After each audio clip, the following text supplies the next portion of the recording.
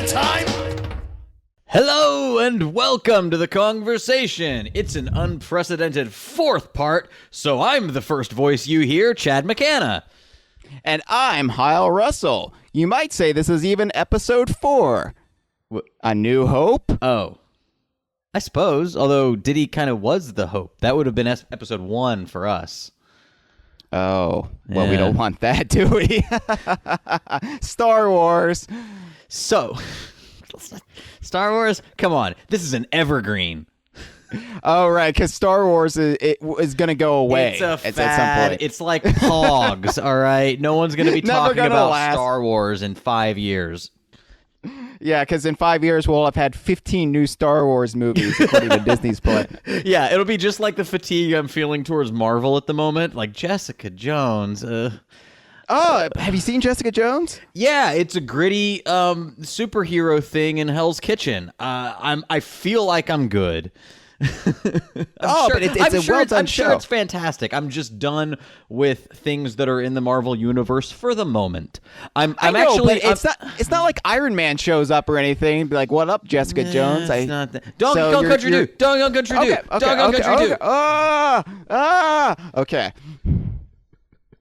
Sorry, So. let us not denigrate the good name of Donkey Kong Country 2 by bringing up Marvel exhaustion. That's right. Yes. Although it should be pointed out that Hawkeye is in the game. No, I don't know. I got nothing. I've got nothing. Get the fuck out of DKC2, Jeremy Renner. They put him in everything, despite the fact that nobody really wants him there. He's the one that signed the in perpetuity contract. Samuel L. Jackson was like, yeah, I'll give you 7 movies. Jeremy Renner, yes, please. Oh, a new Bourne movie. Oh, with who was asking for? Okay. Anyway, No, he's playing Hawkeye in that too. Well, yeah. Okay. So when last we left young Donkey Kong Country 2. We had progressed past the crazy Kremland into the uncharted territory of Gloomy Gulch. I don't know. Just dropping random consonants. That's an accent of sorts. It is. I mean, it's anything that's not just neutral American is an accent at this point for me. Right. Because neutral American, of course, is the basis from which all accents are derived. In America, it is. in our because we don't say American accent. We just refer to it as speaking normally. All I know is it's the classiest accent, and I'm so glad that I speak neutral American. You can't tell where I am, except that I'm from America. I'm a winner from 2016. Hey, there's something that's also never going to go away. So let's talk about Ghostly Grove, the first stage of Gloomy Gulch. Actually, you can't really say gloomy with a voice like that. Gloomy is just kind of depressing. Yeah. Oh, Gloomy Gulch. It's raining outside. It's very gloomy. It doesn't work. Okay. It's nice to know Vincent Price was a fan of Donkey Kong Country 2. So yeah, Gloomy Gulch is interesting because it's a... I mean, it's basically a spooky world, but there's really not a whole lot of like supernatural elements going on. It's very like it's more aesthetic. It's more just general creepy than anything. There are a couple ghosts show up, but ghosts are in the whole game, so it's I don't know, but it's not like horror themed in general. It's more just like overgrown woods. Yeah, it's kind of it's like that fairy tale creepy, like you get from a grim fable, you know, like this is the haunted woods that, like, not really even haunted, but these are the woods that I picture Hansel and Gretel going through. I'm not sure if that's a grim fairy tale, but you get my meaning. That's another Jeremy Renner movie, by the way. Is it really? They Hansel and Gretel, rebooted Witch it. Hunters. He was Hansel. Yeah, Witch Hunters. Good God. So I told you, man, we can't escape. They can't escape. It's the Renaissance. The Renaissance. Oh my God. So, somewhere an obsessive Jeremy Renner fan site has already coined that. Yeah. So anyway, yeah. But do you get what I mean? It's like fairy tale spooky. Well, I mean, I didn't know what to expect from Gloomy Gulch when I first got here. Like I had known about it from Nintendo Power, but actually getting here, I was kind of surprised how it was just more. Again, I'm going to use this word again, melancholy than anything. And really, the most striking thing about Ghostly Grove that I think everybody remembers is the lighting effects. Well, I guess you could say that about the archetype of the haunted forest in general. Right. Yeah. Right, but get into Ghostly Grove first. I mean, that's the first place you saw it. And I don't know how they did it because it's like there's these shafts of light, and this is an effect that I have not. You're damn right. I have not seen before or since on the SNES. They didn't even use anything like this in DKC. Sense? Well, no. In Donkey Kong Country 3, there was nothing like this. They used almost all the tricks in the book except for this one, and it's interesting because depending on where the trees in the background are, in their slowly moving parallax cycle, this ray of light that overlaps some of those foreground trees sort of shoots through, and they're able to sort of. They're triggering the opacity of this light shaft depending on where the background layer is to tremendous effect, and I've never seen anything like it. Oh, especially, on the SNES. Yeah, of course. Yeah, obviously. I mean, yes, The Last of Us has fantastic lighting that blows this away, but yes. I don't know. I think The Last of Us is still trying to play catch up to Donkey Kong Country 2, quite honestly, in my opinion. It's really, and it really just, this is something the artist on Donkey Kong Country 2 did so well. They could instantly set a mood within seconds. And in tandem with David Wise's music, oh my God, forget about it. Yeah.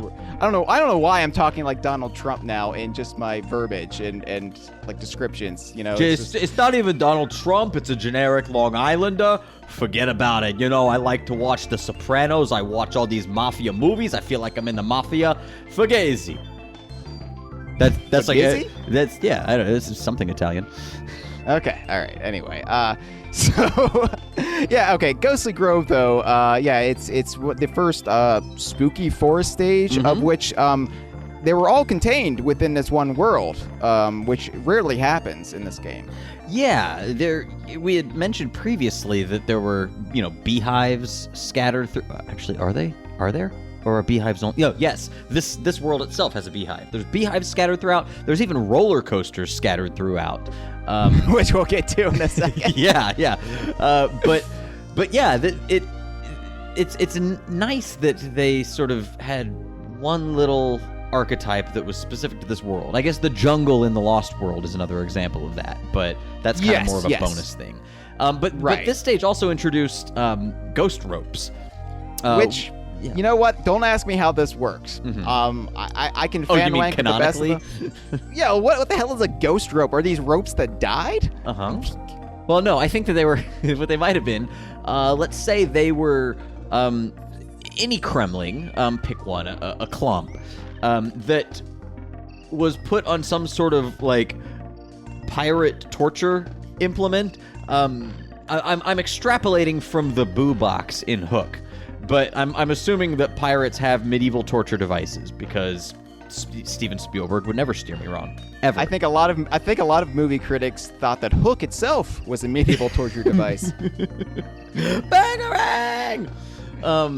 No, but I'm saying basically the pirate Kremlings that don't obey get stretched out, extruded, and then like twisted up. Like one end rotates clockwise, one end rotates counterclockwise, and they're latched to both ends. So you think this is some like Willy Wonka shit going on? Oh like yeah, Augustus Gloop. Yeah. No, they need to stretch Mike TV into taffy with this machine. This is exactly what happens. That's what I'm saying. That's my headcanon. That's DK Vine's official stance. You did a Donald Trump parlance again. Yeah. Anyway, yeah, it's okay, whatever. I mean, we eventually see in the likes of Banjo-Kazooie and such that there's inanimate living objects everywhere across the rare archipelago. So maybe these were ropes. Who's to say? But it's interesting in that it's just a weird little thing they devised, but it also kind of just shakes up. I mean, it gives the stage, I guess, it's a gimmick, I guess, but I don't yeah, know. well, we decided to call them features, remember? Oh, okay. Yeah. Okay. Well, Yeah. Anyway. There was a couple things that I remember about this stage. It is replete with kabooms and clobbers, the Kremlings that pop out of barrels or TNT barrels, respectively, and because I flipped the order. This style of using those baddies, I think, would be reproduced in some of the Lost World stages, especially Clabber Carnage. But I seem to recall that like clobbers are used, like starting in this world, they are used quite frequently. Yeah. And maybe that's just because they are a slightly tougher baddie in that they will push you towards pits. Yeah, and there are plenty of pits in these haunted woods. There was one thing that I specifically remember. There's a section in which there's a small platform and a kaboom pops up. Then there's a zinger that you're, of course, supposed to use the kaboom to destroy. I think this might be the first instance of kaboom in the game. So they're basically, this is probably one of the last little tutorial kind of sections. But with the ghost rope sort of disappearing and reappearing behind that zinger, it's like permanently logged in my memory that there's a frame rate issue with that ghost rope going and declining. Yeah. If there's a TNT burst on top of it. There's a lot of frame rate issues in this world if you're playing it on the original SNES. That might be owing to the those lighting effects that we previously talked about. I mean, that might have just been one sprite layer too many for the SNES to handle. I mean, this is like definitely this whole game is driving up to the edge of the cliff. It's just amazing that it works at all. Even and without a specialized chip in the cartridge. That's right. Yeah, which is a good thing for emulation. Otherwise, it would wind up like Yoshi's Island, where it they can emulate Yoshi's Island. Don't worry. no, but they always go with the Game Boy Advance version, right? What? No, sir. The Game Boy Advance version is the inferior one because it cuts off the top and bottom of the screen. Right. But I thought you mean Nintendo? You mean Nintendo? Yes. Oh, who the fuck knows what Nintendo's deal is with emulation? People have had Yoshi's Island running in SNES emulators for like a decade now. Yeah, I know. But Nintendo does what Nintendo does. Yes, they certainly do. This was also I just remember from this stage. It was also for some reason I kept overlooking the hero coin here because it was just there was nothing to really tip you off. I guess maybe you could see the tip of it beneath you. Yeah, it's the kind of thing where you have to go past the platform that's hiding the hero coin beneath and then turn around. And if you run left, the camera will be low enough for a brief second that you can kind of see one of the barrels that shoots you into that hero coin. So yeah, it was kind of one of those semi-shitty hero coins that are like they're there, but it's there, but there's no bananas to tip you off. You're really just gonna have to like for no reason at all backtrack to see it. But it's not entirely shitty in that if you are scouring the stage back and forth, ultimately you will stumble into something that tips you off. Whereas like in Donkey Kong Country, there are some bonus stages that just require you to jump into a pit and hope for the best. Orangutan Gang. Yep. Oh my God. Yep. That's what I'm thinking of. That's exactly what was on my mind. Oh yeah. Orangutan Gang, and then the bonus stage hidden in the bonus stage, the infamous one. In the factory. Yeah. Yeah.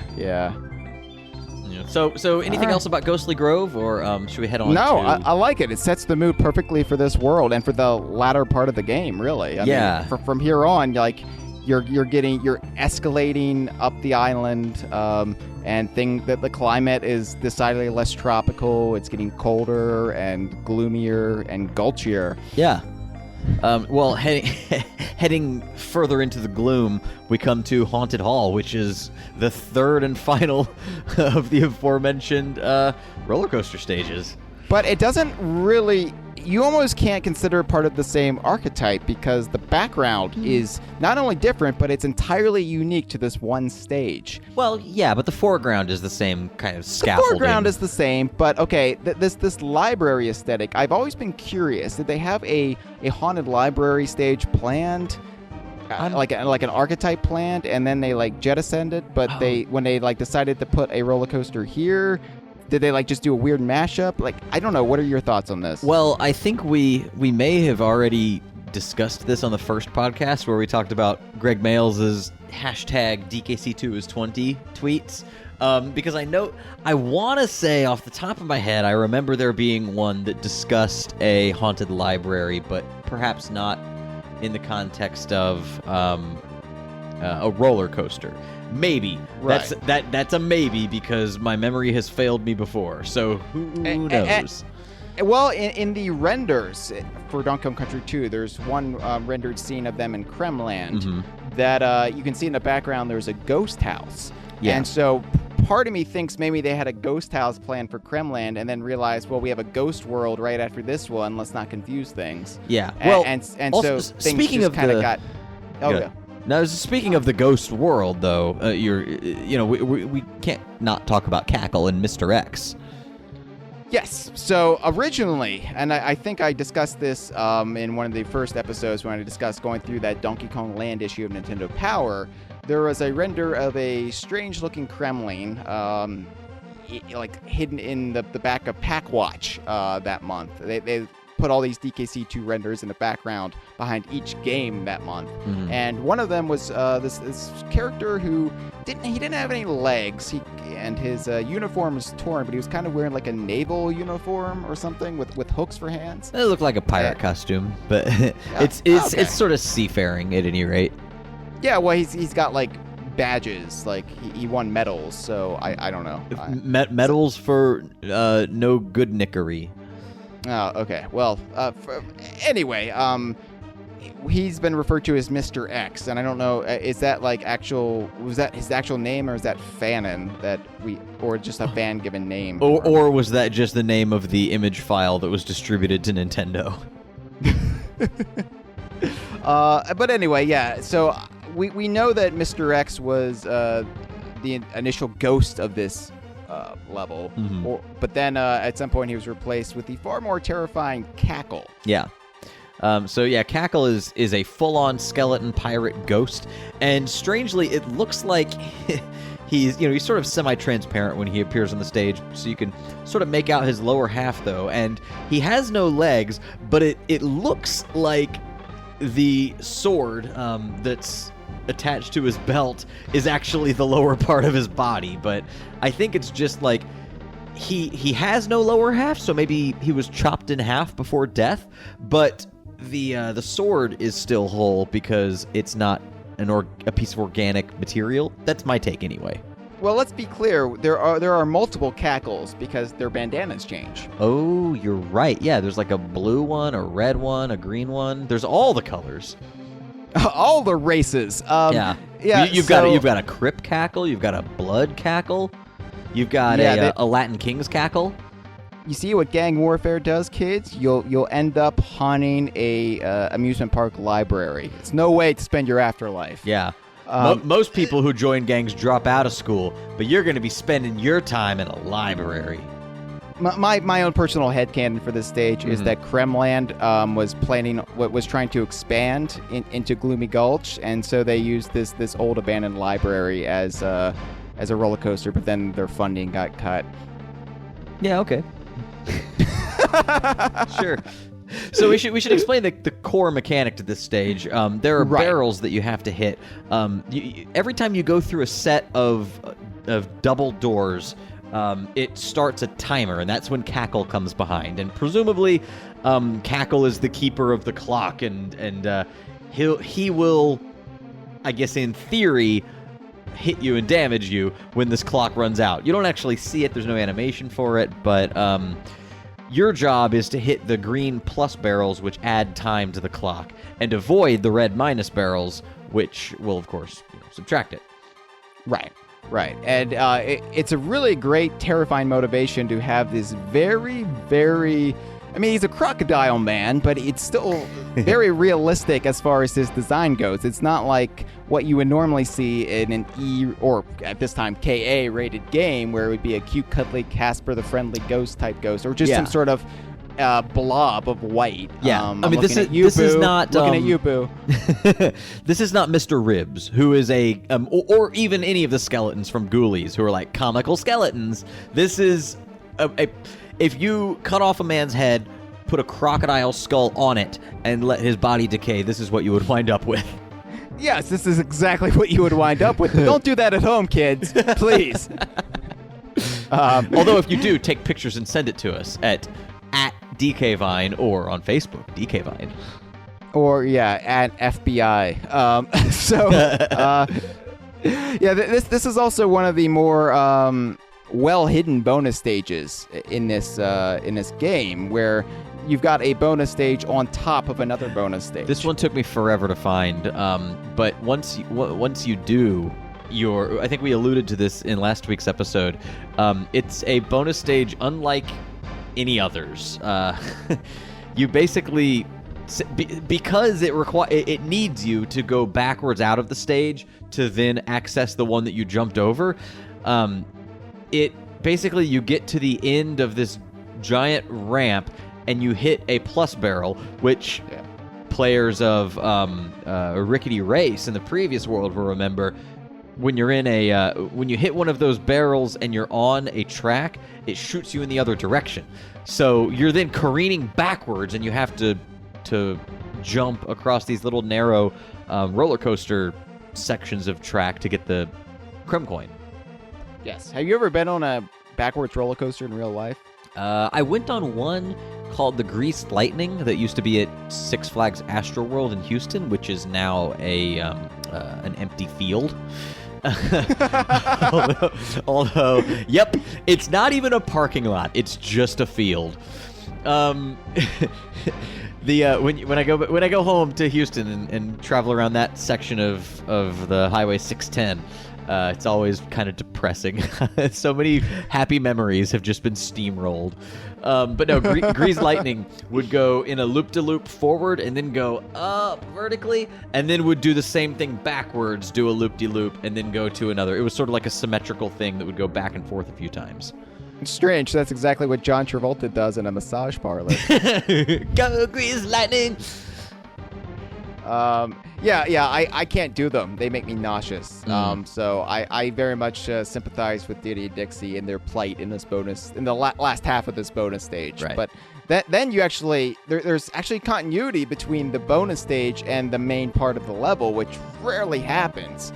Because you get shot out backwards from the bonus stage and back into the level, and then you find yourself going into the second bonus stage. Right, and that second bonus stage then spits you out in the forward direction a little bit down the track. So it's as if you went into another little section and continued on your way.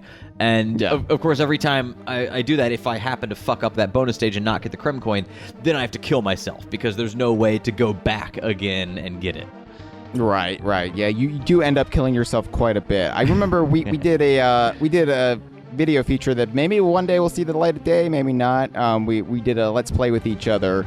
For Donkey Kong Country 2, and I remember we killed ourselves quite a bit in this stage. Yeah, this one was pretty brutal, a little embarrassing, but ultimately, it's nice. It's very gradual how they ramp up the plus and minus barrels. They start with just the pluses that you have to hit. They very kind of delicately introduce the red minus barrels, but then you get to a section where it's like it's almost all minus. There's like one or two mandatory pluses, but they sort of like section them where it's like minus plus minus or plus minus plus. So you have to make multiple precision jumps to hit the correct barrel. Right. Yeah. Then you're spat out at the end, and this is one where if you miss the DK coin, you're going to be kicking yourself because it's the kind of thing where you can't go back or you can't even kill yourself at the end section where you need to jump on the target. That's where the DK coin is hiding, the hero coin. So you have no way of killing yourself. All you can do, aside from resetting the game, is just hit the end target. And then, of course, you have to replay the entire stage. Right, although it should be obvious that if you're a seasoned player at this point, it should be obvious that something is hidden right to the left of the exit. But although I can easily see, going through a harrowing stage with a ghost crocodile pirate chasing you, you might want to just get the hell out of there as quickly as possible. So that's true. Yeah. I'm sure I missed it the first time through. I say this with the wisdom of 20 years behind me. So, moving on to Gusty Glade, which is the third Gusty stage. Glade. the third stage and also the first stage to utilize wind. Yeah. Yes. Windy Well? Oh, no, that's in the next world. Yeah. Yes. Okay, yeah, first one with wind. This was pretty cool. I love the fact that they had leaves blowing back and forth across the screen at all times. Yeah, that was a nice visual signifier that something was going to happen. I don't mean to be Doom Kong here, but something will happen Right. in Gusty Glade. In And, the next 3 seconds, the air will change direction. Something will happen. I also, it's also a nice way for them to actually utilize the game world itself, because I remember like reading descriptions about Gloomy Gulch that you were getting so high up on the island that the wind conditions were becoming a hazard. And nice. so that's not. I mean, they really did think these things through. It's not just us reading into it. So it's nice to see that they thought about their own game world as much as we do.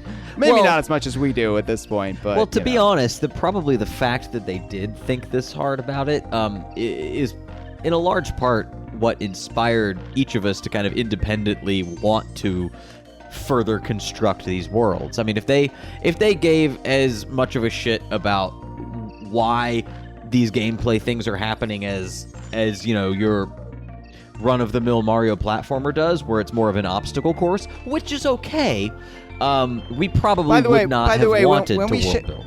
When we shit talk run-of-the-mill Mario platformers, we're usually talking about the new Super Mario Brothers series. I don't want anybody to get the wrong impression. Oh, no. I probably misspoke because I was more referring to the NES ones. Run-of-the-mill is probably the wrong word because those are among the best games ever made. I'm just saying they don't make an effort to world build as much as these games did. So, you know, if they had, we would probably have been you know, emotionally and intellectually keyed into those games much more than these. But well, I was a huge Mario fan up until Donkey Kong Country, and then I just immediately grabbed onto this series because it spoke to my weird little brain. Yeah.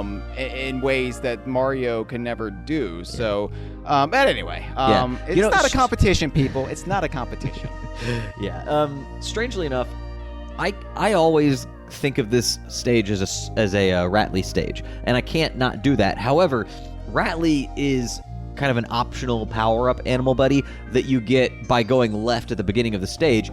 It's entirely possible that you can completely, well, it's not possible. It is possible that you can complete this stage without even touching him, but it's strange that I've never really done that.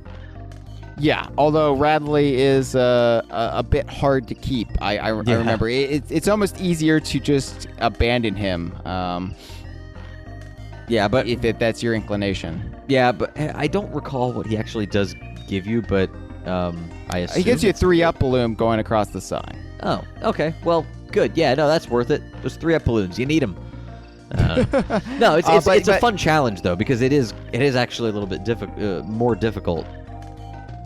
I remember in particular, there's this one section where the jump is too high to make with Ratley's normal move, so you have to do the power-up move while the wind is pushing against you, and it actually scoots you in the opposite direction along the ground, and then you just have to trust that by the time you get over this open chasm, the wind will have shifted direction. And it's a great deal of trust to place in a game that is trying to kill you actively. Right, and if you don't have Radley, the alternative is just to use the hook. Yeah. So you can see why Radley's... There's some instances in this game where it's just better not to have the animal buddy, right. As tempting as it is. But I think the most iconic part of this stage for me is when you bounce on those little platforms. I don't even want to call them platforms because there aren't really platforms in this game. They're land masses, but they're like skinny, and there's like pits on each one, on the side of each one, and so you bounce on like 4 neeks and then clamp-ons, neeks, clamp-ons. Oh, yeah, you can go like doom, doom, doom, doom, doom. Yeah. But the wind is like blowing you both directions the entire time. Right. Yeah. And so that's satisfying if you have Radley because you got that more precision jumping. But there's also these bits where the wind sort of it sort of varies its pattern as you go through the stage. There are some sections where it's only blowing in one direction until you get to a certain point. There are others where it alternates direction fairly slowly, and some where it's really rapid fire. And there are sections later where you're hanging on hooks or you're hanging out in a blast barrel waiting for the wind to point to the right so that you can, because the gaps are fairly significant and you need the wind to boost you across. Right. And that's also, that's the non-rattly thing about the stage that I remember.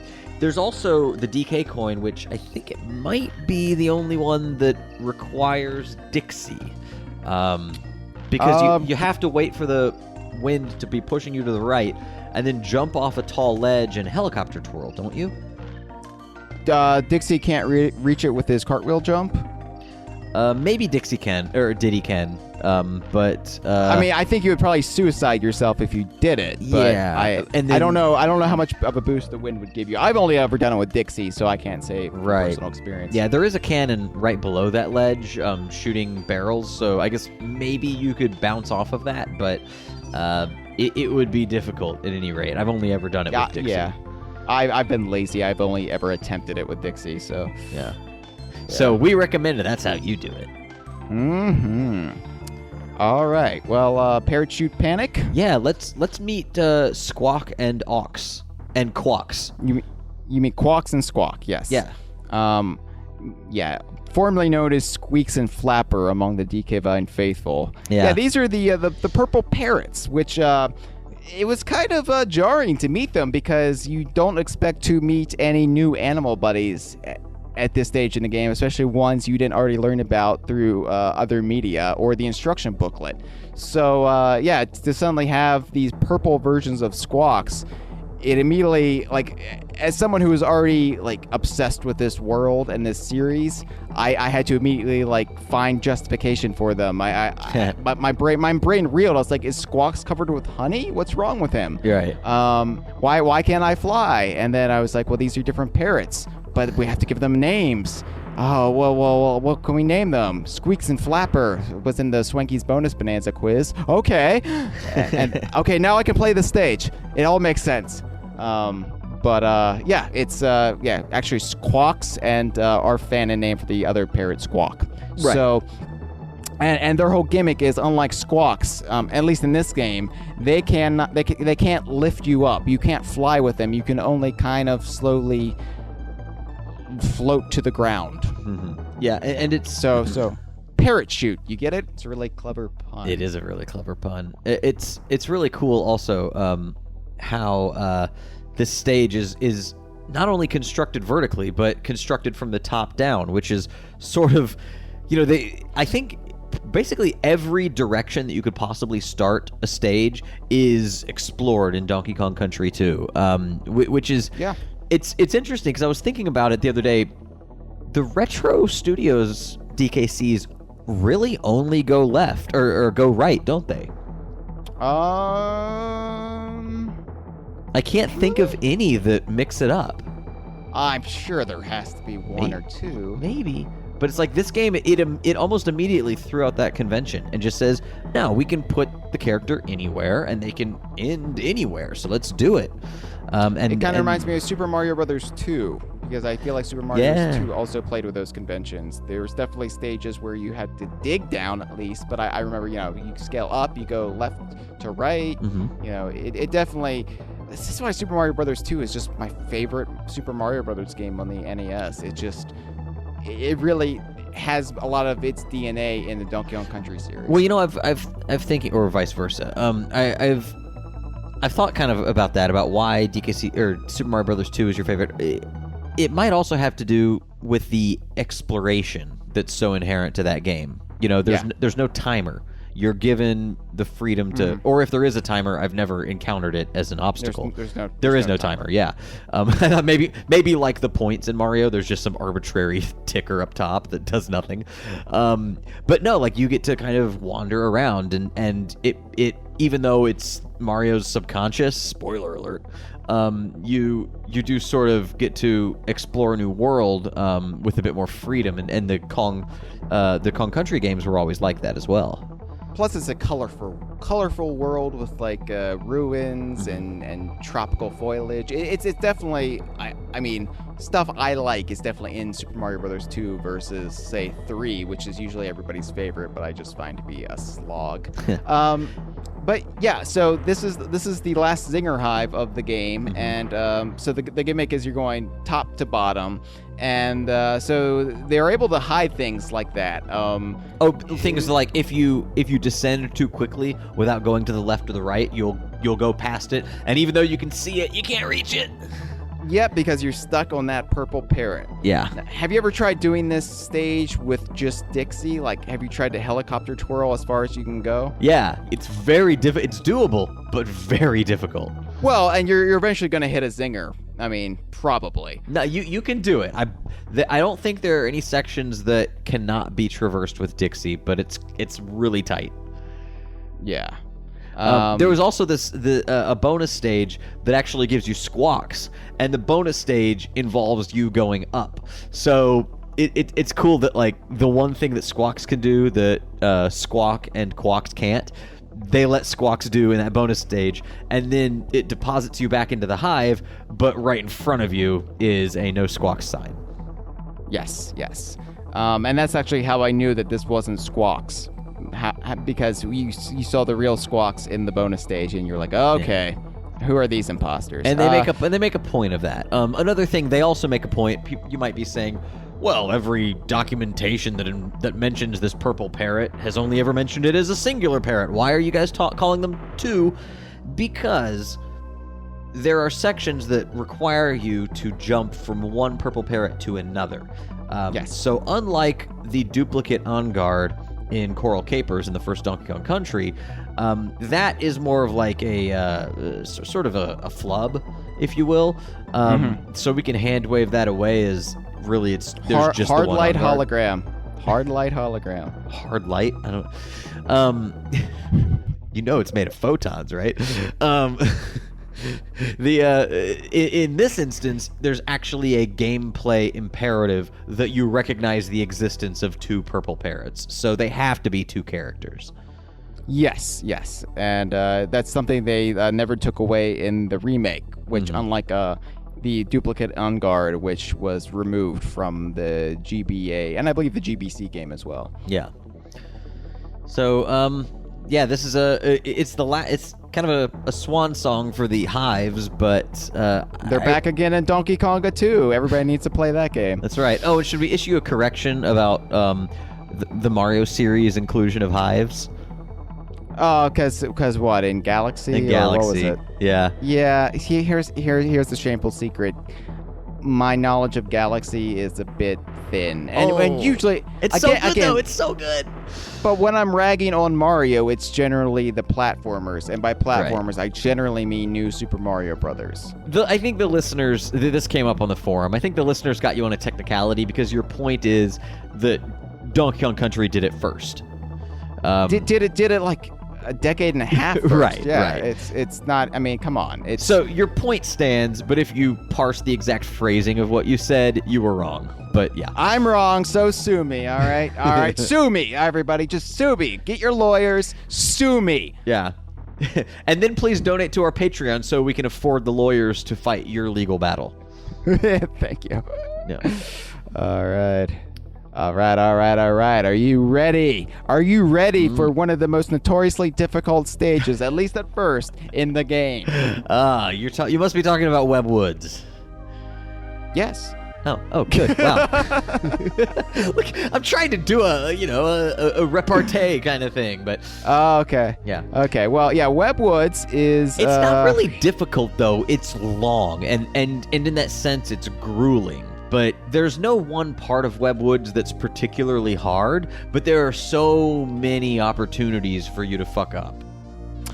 If you're playing this for the first time and you're a kid and you don't really, if you really can't see like the matrix code of the game, if you're not the one yet, then it is very, very hard. Okay, it's only until coming back to it after several years of this game, like in your bloodstream, then yeah, it's easy if you know the tricks and the trades. But so let me rephrase, because you're right.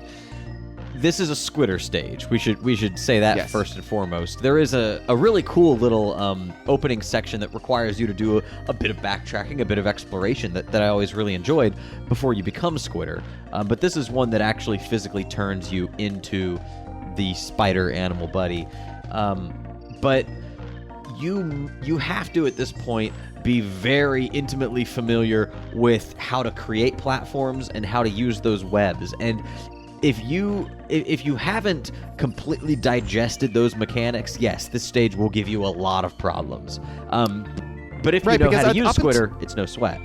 Up until this point, you could have technically gotten by with Squitter without properly making webs. You could have just kind of bluffed your way through it. Right. This is the stage that really makes you have to get comfortable with Squitter, or else you're never going to complete this stage. Yeah. I must have spent like 2 days on this stage initially. This gave me a headache. It's tough, and there are some bonus stages that are hidden in pretty clever ways, actually. There's one that really immediately leaps to mind, where there's a kaboom firing cannonballs at you toward the left, and there's an arrow of bananas left by the banana sprites. Thanks, banana sprites. Yeah, that's pointing to the left. But there's nothing over there if you're following in a linear left to right pathway, and it's very easy to kill the cannon that's firing the cannonballs toward you because it seems like he's just an obstacle. Right, and you're going to be trigger happy in this stage anyway because there's shit being flung at you, constantly. So you're just going to have this mentality of I've got to blast all the enemies coming at me. Yeah, they've got the kaboings and the mini neckies that dive bomb you, and mini neckies. Yeah, like you're constantly hitting the Y button to spit webs at them.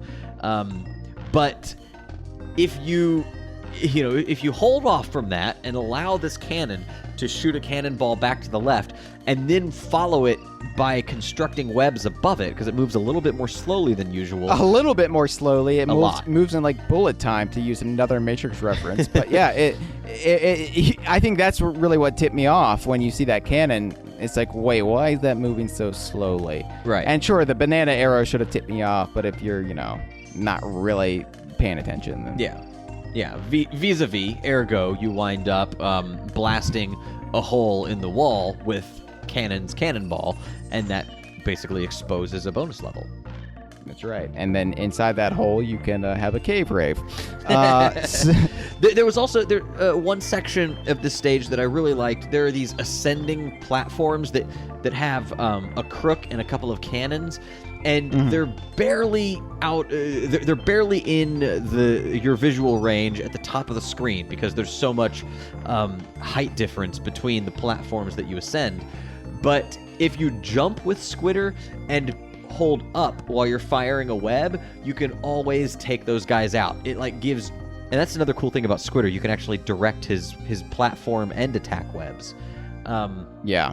But yeah, in those little moments, they perfectly positioned them so that if you press up and fire, you can hit them in one go without having to create a platform and dodge their fire.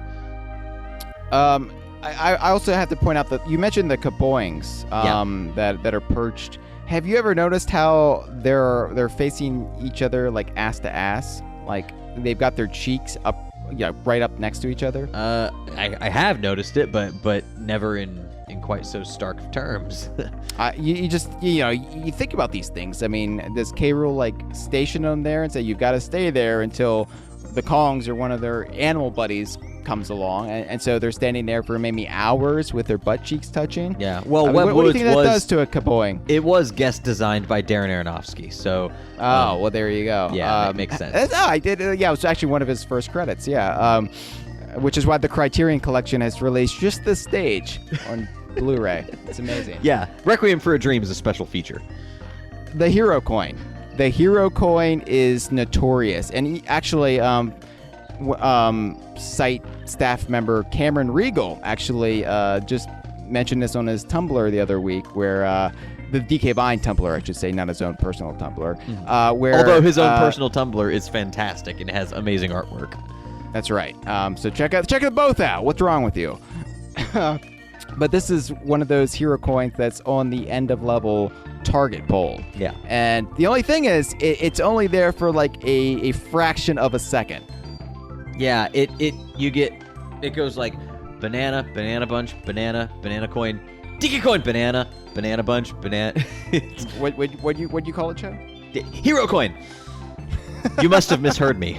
Yeah, it moves so quickly. Yeah, I just. So yeah, it's. Here's the thing. By the time you get to the end of level target, you're done with this stage. It's long. It's grueling. You know, it's just exhausting, and you consider it a victory if you get to the end of level target. Yeah. Especially if this is the first time playing the game. And they even taunt you. There's a barrel hovering, pointing downward at the target above the end of level target. It's not even difficult to get the bonus to execute that target. But it's super difficult to get that DK coin because you have probably a quarter of a second. And you have to also take into account the time it will take between your brain to register the signal to your finger to hit the button, for all that to go into the SNES, and then for the barrel itself to fire your character onto the target. Like, all of that is going to probably take at least an eighth of a second. Yes. Oh my god. I don't even think I cared though. By the time I got to the end of level target, I was just, nope, I'll deal with it later. Was my attitude. Yeah.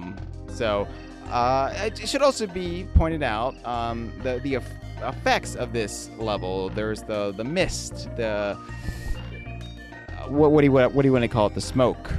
Mist is perfect. Yeah. Well, it's funny because we mentioned this right before going on air. On the map screen of Gloomy Gulch, you got Webwoods up top there, and it's covered in like the fog, the mist on the map screen as well. And yeah, that's also where Funky is located. So I made a quip. I was like, does this mean like the mist is actually just Funky's like bong smoke? Like, and I made a quip, save it for the show, and I did. So. Anything else to say about Webwoods? I think we took it literally to the end. Yeah, it's a hard stage, but there are harder stages ahead. So it's I think the first stage that really tests you. Maybe Bramble Scramble could have that distinction. I don't know, but this is the first one where I started to feel like the game was kicking my ass. Yeah. So the boss of this world is actually interesting. We talked about him previously as being the first character that the Kongs have ever actually killed, but Crow, the boss of Gangplank Galleon, the first world, shows up again in his undead form. That's right, and you know, this is actually clever because, of course, the first Donkey Kong Country is kind of infamous for taking a boss and slightly recoloring it and calling it a tougher, different version of the boss. So there's very naughty, and then there's really naughty. There's Master Necky and Master Necky Senior, his dad, of course, you know. So, but Donkey Kong Country 2 doesn't play those games. It actually just takes a boss and say, nope, he's dead, but he's back as a ghost. Right. And that's I like that. Yeah, this is a fantastic boss fight. It's one of the most difficult ones, which is appropriate considering it's like the antepenultimate boss of the game. But right, no kerosene in this version. That's right. Yeah, he fires, or I guess he's the one doing it, but the giant crow's eggs from the first boss fight get fired at you from all directions, and there are ghost mini neckies that come out. It's a really cool staged boss fight that I would have to imagine directly inspired the Tropical Freeze boss fight of Scowl the Owl. Oh yeah, absolutely. This is the I mean, when I was playing Scowl, I was even thinking to myself, oh, this is like Creepy Crow. Yeah, because that one also takes you to like 3 different sections of it. That one's in a tree, but 3 height sections of tree.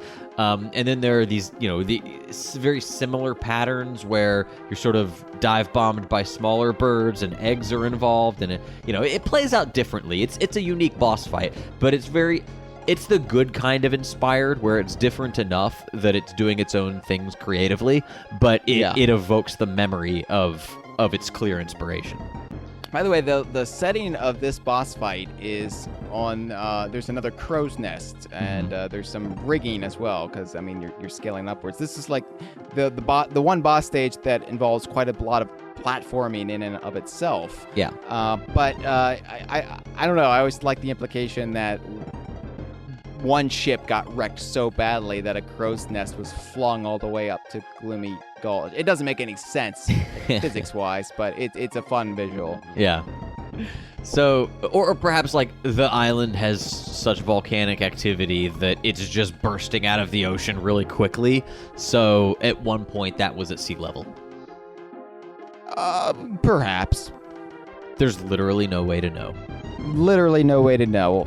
Well, science. I'm sure you could apply science to, but that's boring. And I don't know. Not a fan. Nope. Anyway, shall we move on to K. Rool's Keep? We shall. And this takes us all the way to the castle, to K. Rool's castle, but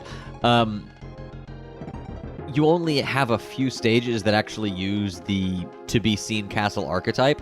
The first one... Well, 3. I mean, the standard bearer is 3. Yes. Okay. But the first one is sort of like you get to Crazy Kremland and all of a sudden you're in a wasp hive. The first one brings you to an Arctic-style stage.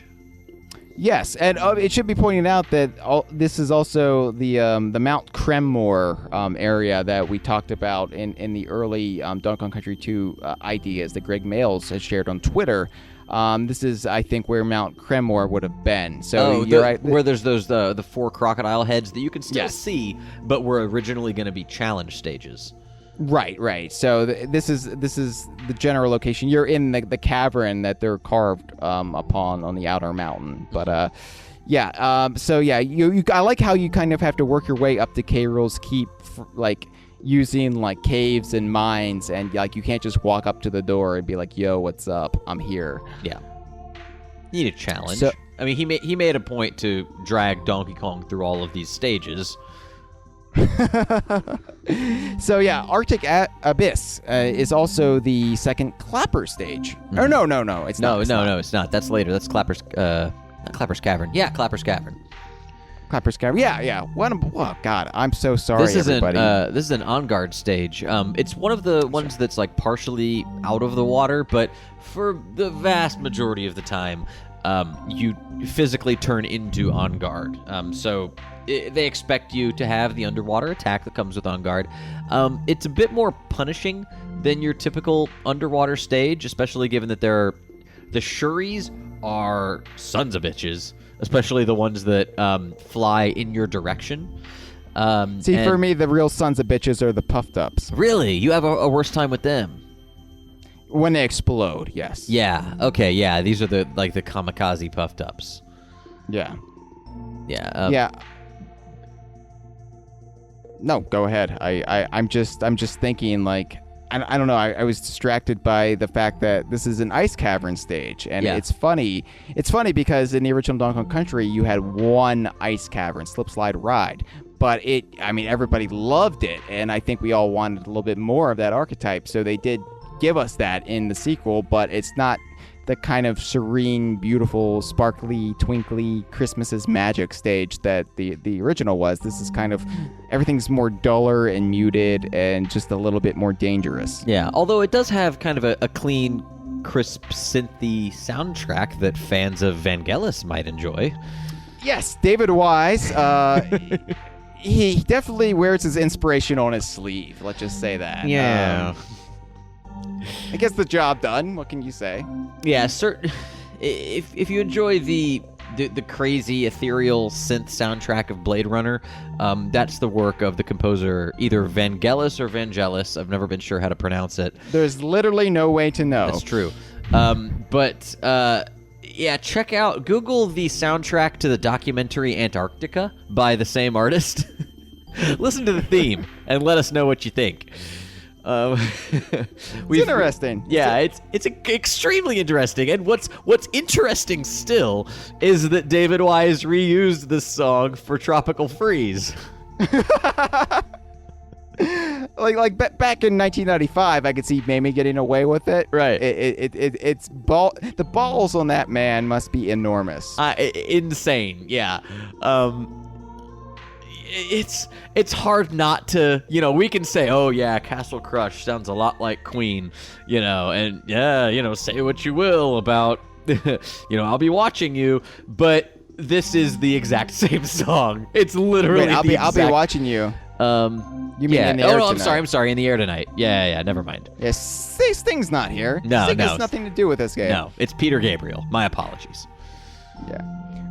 Anyway, so yeah, this is a bitch and a half. This whole level, and it really just, granted, it is K. Rool's Keep, or just outside K. Rool's Keep if you want to be technical about it, but it's still in the geographic. It's in the county of K. Rool's Keep. That's what's on its mailing address. So, it should be difficult. It should be hard, but yeah, this game is not pulling punches at this point. No. One moment that really sticks out in my memory in this one, the water level is rising and falling.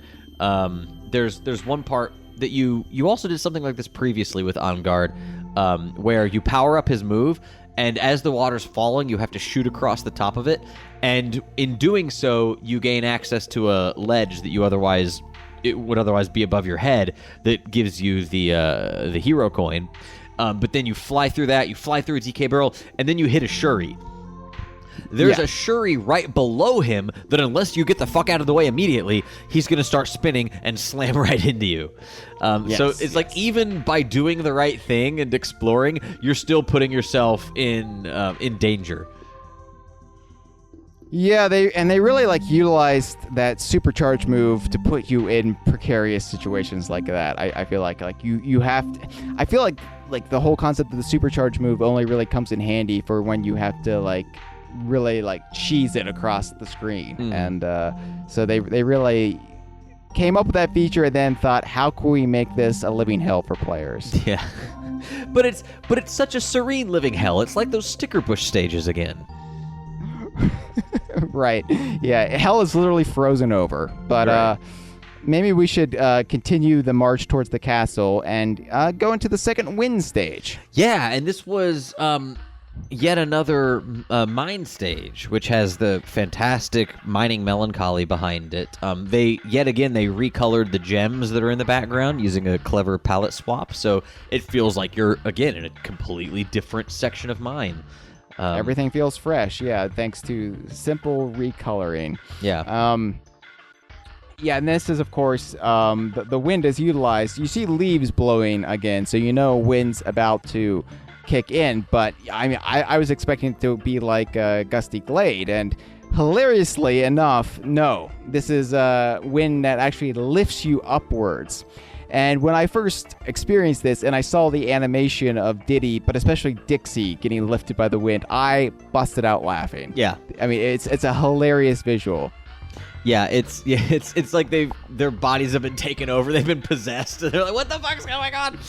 But they're both really enjoying it. That's what I love. Like Diddy's he's clearly smiling when he's being lifted up, but Diddy is on his stomach being lifted up. Dixie is on her back, and she's her arms and legs are flailing, and her hair is blowing into her face. But it looks like she's giggling the whole time. Yeah. Now, if I was in that situation and I experienced some force of wind, which I'm pretty sure would kill you if it could lift you up that hard. Yeah. But if I experienced that, I would be terrified, especially if there were bees and crocodile boys with swords all around me. Yeah, this is the kind of wind speed that would drive you physically through a tree. Right. You'd wind up like Rod on that one episode of Simpsons where a hurricane smashed Ned Flanders' house. Yes. And so, yeah, but it's a hilarious visual, and really that just, I don't know. I just remember, I don't remember much about, immediate reactions when playing this game, but I do remember laughing pretty hard. It was a nice alleviation that even though I knew this was going to be a difficult stage, it was at least going to be amusing in its difficulty. And it is extremely difficult because as you're rising, there are some sections where it completely forces you vertically, and so it's like an inverse of parrot shoot panic. So you sort of have to do the same thing. You press down to go more slowly instead of up.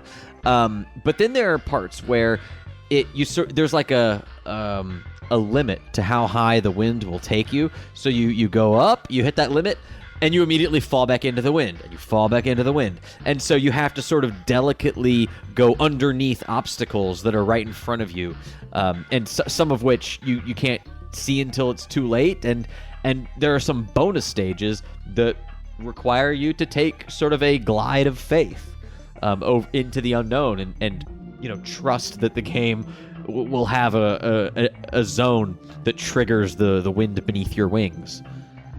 Ah, yes. I'm just thinking about it, though. I mean, it's crazy that this game had so many one-level gameplay features like this. Like, there was, like... You had to think. I was going to say gimmicks. And then little-known fact, the angel on my shoulder is Chad McCanna. Yeah. Oh, so, ew. Gross. Yeah, you're dressed in a white dress, and you got little wings, but they're like the slutty Halloween costume. So wings, whenever you're not referencing a seaman cookbook, that's my doing. Right. Yeah, the devil on my shoulder is me. Of course. But because I am a demon. But I am often outvoted. But anyway, it's crazy though that like you would never experience this kind of gameplay again in this game. Like, it's just a one and done kind of thing. So this is a game like you constantly had to think on your feet or off your feet in this case. Yeah. It's also got a few of those sections, again, sort of like the inverse of Parachute Panic, where there may be a bonus stage that you need to get like all the way to the left or all the way to the right.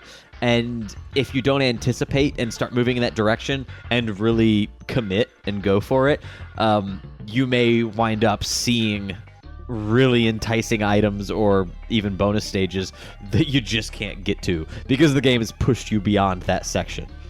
Yeah. It's a fantastic level, and a really nice way to increase the difficulty, but also allow this older archetype from the game to have one last hurrah. Yeah, that's right. Yeah, it's amazing too. Like, you're not even thinking, oh, it's another mine stage, because they really do. I know we've already said this and we keep harping on it, but it's just crazy how they can take an archetype, use it 3 times, but make each time feel so wildly different than the last. Right. And the only time they didn't really do that was probably the swamp stages. Yeah, that's true. Yeah. And those also didn't have any parallax effects or anything like that, so...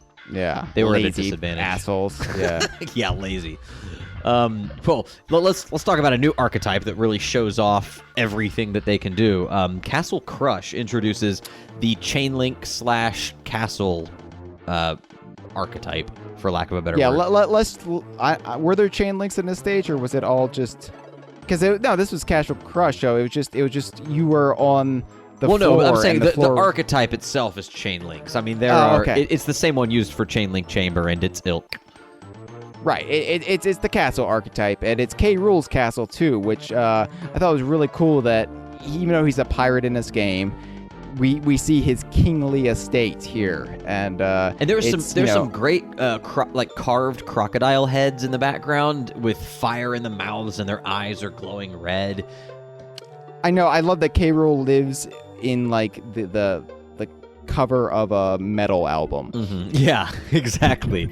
Yeah, it's like Gwar come to life.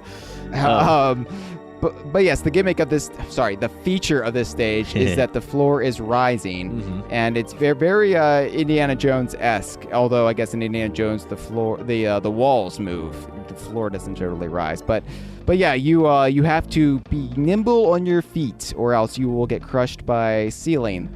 So you have to find the appropriate passage. Oh yeah, and if you didn't know that spinies, which are the porcupines, that they can be killed by rolling into their face. If you didn't know that, you will have to learn it very quickly. One of the really cool things about this stage is that as it's rising, there are baddies that are sort of on a set path, that then their platform becomes the rising platform that you're on. So depending on how much horizontal space there is, it's going to get very crowded very quickly. And if there are porcupines there, I mean, meeks are no big deal, but spinies, you have to get rid of them or you're going to be in a world of hurt. It's such clever gameplay design because, okay, you've got the one enemy you can't roll into, and you got the one enemy you can't jump on. Yeah. So because there are clamp-ons as well. Yes. So putting those two in tandem you just have to think really quickly, and you have to, I mean, you can't screw it up, and you will fuck it up at least once playing through this. There is, although, one small cheat to some of the more difficult sections of this stage, and you don't get him forever, but you can get Rambi very early on, and of course he can take care of just about any baddie there is. One of the things, though, that takes out Rambi that may give you a struggle are the crook, their hooks that they sort of boomerang out at you. You're still vulnerable to that as a rhinoceros. And Rambi doesn't have the strongest jump. So there are parts where you basically have to jump rope over a crook's hook a couple times until you can actually access him to take him out. Yeah, the crooks actually make him dance. It's like in a Western when, they fire bullets at your feet. But I consider this one of the great Rambi stages of the series, because when I think of like Rambi levels, Jungle Hijinks, and then I think Castle Crush, because this is just, I don't know, burned into my brain, like that image of him jumping over the crook's hooks. Yeah, it's also a great squawk stage as well, because just when, this is a long level, but just when you start to feel fatigue about like, is it almost over? I'm really sick of this rising platform that I'm constantly having to scurry under overhangs so I don't get smashed. They give you access to squawks, and you can fly up as quickly as you possibly can to get the hell away from that platform. And there are some enticing reasons to go down, not the least of which is a hero coin. But it's cool that they give you the means to get as far away from that thing as you possibly can. But then, in doing so, you're given a TNT barrel that lets you blast your way into a bonus stage, and when you're done with that bonus stage, the floor is right beneath you again. I really like how they weren't afraid to use multiple animals in a single level in this game, and of course that's one of the benefits of the no animal signs, because they quickly cleanse the palate. Right. Yeah, we're going to see a more extreme example of that later on in this world, and then taken to its logical conclusion at the end of the show. Right, yeah. When you want to talk about extreme, that one stage really bombs downhill with the monkey, or without the monkey. With everyone but the monkey. Yeah.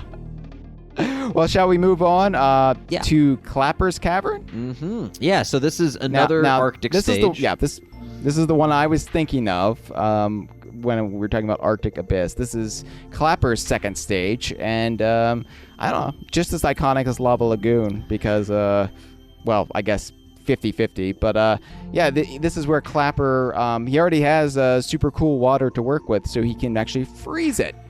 Yeah, it was nice that it sort of it did an extension of what Clabber did in Lava Lagoon, whereas he would allow you access into the water. In this one, he freezes it so you can't get in the water, because in the water is another one of those snap jaws that we previously saw on Slime Climb. I can't remember. Is this the first time you've actually been able to change like a liquid to a solid in a platform game like this? Did Mario ever do this where... Well, he did in Mario Galaxy. Okay, so Mario Galaxy, everybody likes it because it just stole from Donkey Kong Country 2. Got it. I don't think it's been done before the ice flower in Galaxy, but it probably has been. I don't know. Oh, yeah. The people making Mario Galaxy, well, what's better than a country? A galaxy! Well, a world, but... Well, I know, but I'm talking about the names of the game. Yeah, country. It's not a one-to-one relationship between the Mario naming and the country naming. I know. I'm just being a snarky asshole at this point. I'm trying to create friction. I'm trying to create a rivalry. We just saw the final Smash Brothers presentation of ever. There's enough friction for everyone to get by for a while. No, we've all come together and decided to hate Fire Emblem. It's a new day. And let's not let it get away. No, that would be a beautiful So anyway. day. Yeah. So you also get On Guard in this stage for a little section that gives you access. Because at a certain point, Snapjaw goes away and it turns into a water stage. Yes. And there's just a lot going on in the stage. And I remember this was one of the stages, too, that suffered from serious lag at certain points. Oh, really? I can't remember any off the top of my head, but I'm sure it was there. They were doing a lot. You got Snapjaw, you've got like zingers and the crunches, and you're trying to freeze the water. And yeah, a lot of stuff going on at once. There are some also really cool ways that they play with ice. There will be sections where you have to get a running start and then duck so that you can actually slide underneath sections of zingers. Yes, and that was fun, and I liked that. And they designed the gameplay around that, so it wasn't just one weird trick to get through the stage. Yeah. You know, and so that, yeah, it was really cool that just how well thought out everything was. I mean, I really don't have anything to say because I'm just marveling at like what like genius like game design masters these guys are. Here's really. There's one little moment that's of an example of that one. There are 2 spinies, and again, remember, in the immediately previous level, we really were forced to learn that you roll through spinies to defeat them. So here they give you a section. It's on ice where there are 2 spinies. So of course, the first thing you do is roll through them. And as we learned in the second stage of the game, when you roll into 2 consecutive baddies, it increases your velocity. So now you're flying across the ice at top speeds. And what's immediately in front of you but 3 consecutive zingers that you have to quickly duck. Otherwise, you're going to be taken out. So you're flying at breakneck speed on top of the ice. You have to duck, and it keeps up your velocity because you're sliding around on ice. And then there's a zinger right in front of you that you have to jump over. It's like it teaches you something and suggests for you to use it so that you can get past this point, but it also introduces difficulty on top of it. It's like, not only are these stages themselves intricately designed with these amazing little moments like that, but they're building off of what was required of you in the previous stages. Even in the second to last world of the game, they're still doing those kinds of things. It's amazing. It also taught me not to slide on ice when there's bees around. Oh, yeah, you don't want to do that. Have you been doing that? Well, I did, but until this game. Okay. You learned your lesson. My misbegotten youth. I also want to point out, strangely enough, the crunches starting in this world can sometimes be colored red, and it's purely just an aesthetical difference. There's no like actual gameplay reason for it. Oh, is there? I thought it was something like you can't touch them, because like the green ones, you touch them to turn them red, and then they hurt you. Oh, is that it? Yeah, I thought that they were like off limits. Maybe I'm wrong. Maybe you're right. Maybe you're right. Maybe I'm wrong. I don't know. I don't know. I remember it was less pronounced than the change of color of Crushes in the original game, which of course Diddy couldn't jump on. Diddy couldn't do anything with. I don't know. No, I could be off. I may be misremembering, but you might be right. Write to us at home, would you? Help us clear the air on this situation. Yeah. Don't go to our web zone. No. All right. Well, I want to talk about Chain Link Chamber. I don't know about you. I guess so. All right. Now, Chain Link Chamber, it's interesting, and this was actually cited as being an homage to Donkey Kong Jr., the arcade game, not the character. I can kind of see it because it's designed a lot like the gameplay of that game with the climbing. This is really the magnum opus for climbing in this game. Yeah. There are chains that are. It's another one of those vertical stages, much like Castle Crush, and it's constructed out of the same archetype, but they have these chains vertically and horizontally bolted to the wall, and some grid patterns as well. But there's nothing forcing you upward other than needing to get to the end of the stage, so you get to take your time a little bit. But there's so much being flung at you at all times, even on these grids where you think you could relatively be in control of your horizontal and vertical movement. They'll put clingers sliding down them at you that you can't really control. They also introduce a version of the Clabbers, which are black. Now, they don't have a special name like the Kabooms, the red, the TNT versions do. But these black ones, unlike the Clabbers that take away a bunch of bananas when they hit you, or actually, that's more the yellow clobbers, because there are also green clobbers that don't do anything. But They these just push you. Yeah, they just push you. These black ones take away a life from you, and it appears as a red balloon. And if you can collect it again, that's fine, but it can float away. And it can keep knocking lives out of you if you don't deal with the situation. Right, right. And they have red eyes, too, like glowing red eyes. And I don't know, they're black, but I always thought they looked like rocks. So I always thought they were like rock crocs in barrels. From the first game. Yeah, but considering they have pierced ears, I don't know how that would actually work. You'd have to have a strong tool to do that. They don't do that in the mall. Anyway, but this also introduced branching paths. I think this is one of the only levels that has like multiple paths you could take throughout to get to the end. Yeah, and there were it was cool because I was never quite sure which path to take, and I don't think there are any of either path, because there are a few sections that diverge, but there's no like exclusive items like Kong letters that you get. Inevitably, one of the paths will be easier than the other, so if you know what you're about to get into, that's fine. But usually they'll give you sort of a hint as to what the next little section of stage will be on either side, so you can go left and right and figure it out. Like, for example, there's a section that has zingers on both sections, but one of them allows you to ascend using hooks, and the zingers fly in a certain pattern, whereas the other one has timed barrels that blast you up onto a section of chain. So, depending on whether you feel more comfortable with the timed barrels or the hooks, you can proceed accordingly.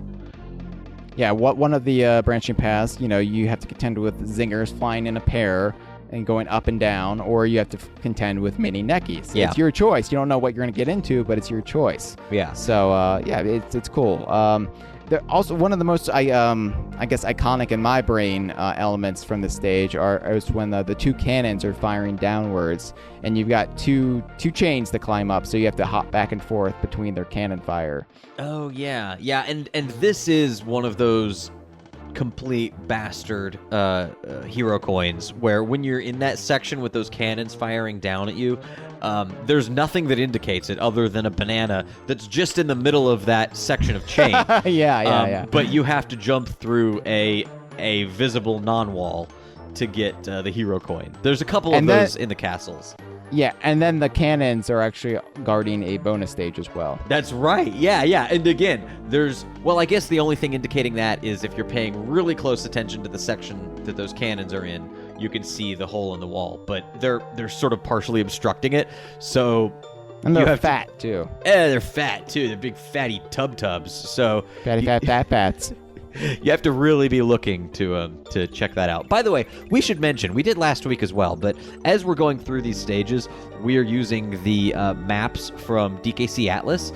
Go to dkc-atlas.com. They've done a phenomenal job of recreating both the first and second and part of the third game. All their sprites, they've got the animated items and baddies, and you can turn on and off different foreground and background elements. You can play the music as you're looking at the stage. It's an amazing high-level view of these games that really show off the construction. It also makes you appreciate how absurd the architects of Crocodile Isle really were. Right. This castle makes no sense. Why would you ever entertain feudal lords in this building? Oh, K-Rool's a special snowflake, and we all know it. So yeah, he might not be realizable as a character, but his castles sure weren't realizable, and he made it work. So. What was that? A line from from the Smash feed? Yeah. Uh-huh. Yeah. That was just red meat for the fans out there.